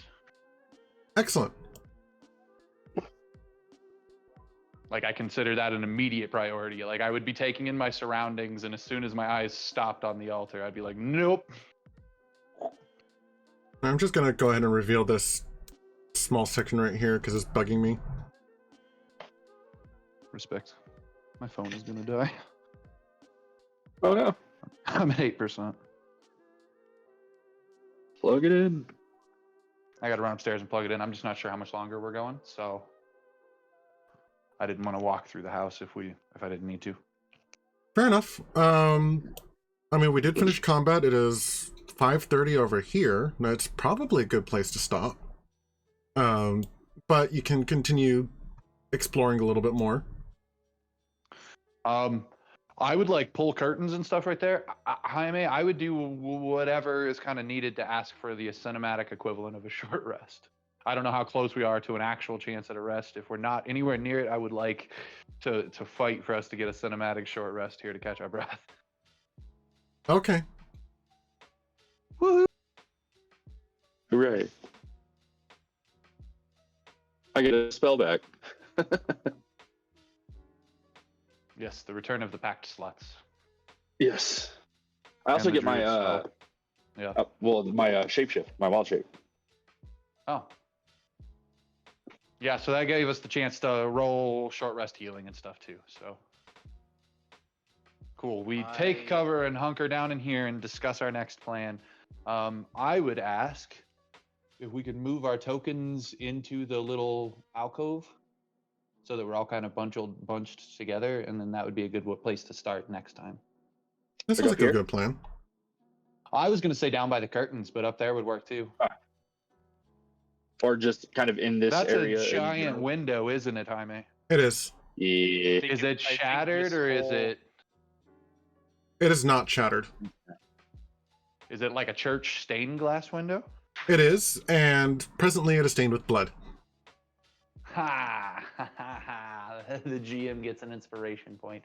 I'm not going to ask now, Jaime. By next session, be prepared. I'm going to want to know what the stained glass window looks like. So here's your opportunity to, before next session, hide clues or something in there if you want to. Okay. Indeed. Because my character would totally be like, whoa, giant stained glass window. Let's be real. So we're taking a short rest? We will be acquiring a short rest here. Yes. Which means I'm not going to ask for a level since he agreed to the short rest. So I can actually trigger a short rest for everyone right here. Yep. I've got to trigger mine on Beyond. But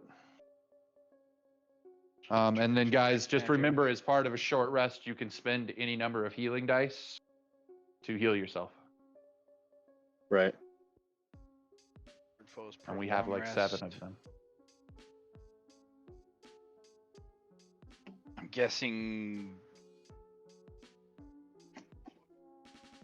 Whatever. It didn't do the key points right. I'm gonna trigger a short rest over here. Okay. But, yay! Thanks for playing, guys. 20. Indeed. Thank you all very much for playing.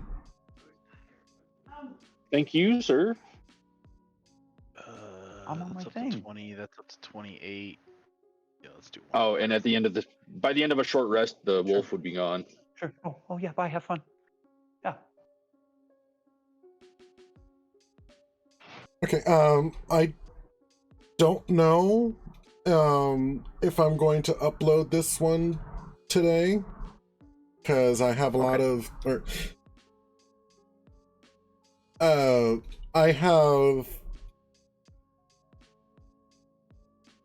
I kind of set up 2 encounters depending on where you decided that you were going to direct yourselves and where I was moving the tokens around. So I actually have the initiative tracker full of enemies that you don't even know are there. Oh, good. Hooray. Then yeah, don't post it because that'll spoil it for us. Exactly. I'm kind of excited for more. But I am glad we're going to get at least a short rest before we encounter it, because my hit points are good, but everything else is gone. And actually, the worst part is I think most of my stuff comes back on a long rest, not a short rest. The only thing I'm getting back is 2 spell slots. And full health. 2 spell slots are nothing to sneeze at. One of those. 2 spell slots are nice because that leaves me with 4 first level spell slots when we come back. So that's at least something. Not wounded! But at No, level I'm still 7, wounded. First level spell slots aren't that great. Hold up. I gotta fix stuff. I did the roll on Beyond because I couldn't figure out how to do it. I have to look on... at it, but I think everyone gets an additional D6 because I'm singing. Oh, Song of Rest! Yes. Yeah. And I believe Well, that look at that's you, Yak. per hit dice. Ah. Why is Too that bad one I'm not injured. going- Oh, because I'm not injured. Aha, that's why it's not using them. Come on, Bruce. Inside. There, now everything. Gurk, the moment What? you started singing, Rowan would be like, "Are you nuts? We're trying to hunker down for cover, and you're gonna sing a song?" I can do it very, very quietly. I almost like humming it. I was about to say maybe you're whistling it. I mean, his performance is, Mime. Yeah. So I would argue that instead of a song of rest, it would be a performance of rest. There you go. An interpretive dance of rest. He's sitting there. He's Here, let sitting there me playing read- cups.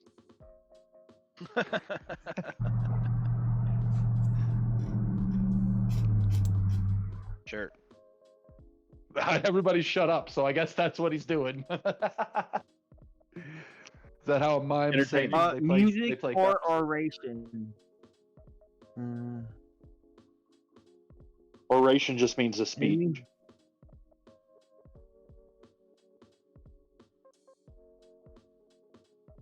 Yeah, you gain an extra D6 at the end of the rest. A speech and body language. You gain an extra D6 for what? Healing. At the end, If you healing, spend yeah. if you spend a hit dice to heal, you get an extra D6. Well, sweet. Woohoo! I'm almost. Which pretty much around. guarantees me to be back to full. Because I'm only down 8. Yeah, after using my I'm- hit dice, I was only down by 4. I'm almost disappointed I wasn't injured.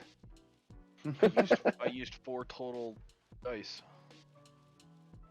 That's second it. Man, my 2 together would hurt. 8 and 9 together, man, but I soaked one. Made me use a key or a psionic point. I got my key points back at least. I mean, to be fair, they are key points for a monk. They're just not keys. You can spell it CHI. The key point is the one at the top of your head. How do I do the D6 healing for my? Roll a d6 and then subtract it from your wounds. Manually, basically. Yeah.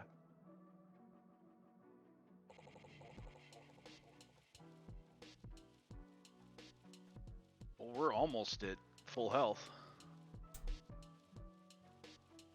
You'd be at Yeah, but 3 now wound. we've spent healing dice, and remember this: if you spend healing dice, you only get half your healing dice back on a long rest. You don't get them all back. And I think it's a more specific rule than that, but it basically comes up to you only get like half of them back. I think it's if you use them all, it's half the total. I know there's no caveat for if you use them all. When you get a long rest, you get some of them back, but the amount you get back is reduced based on how many you have spent between long rests. So I'm not gonna actually do it, but I hit long rest on Beyond, and I would recover up to 3 hit dice, and I used 4. So It's your proficiency modifier. You recover your proficiency modifier. sweet. So I'll be 1 short. 1 short's not bad. Yeah, at level 7, we have 7 hit dice. So you spend 7, you're only getting 3 of them back.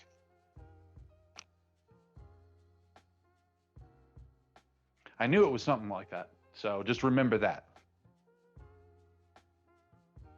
Okay. Okay. I finally figured out what party time does on Beyond. I've never known what it actually did, because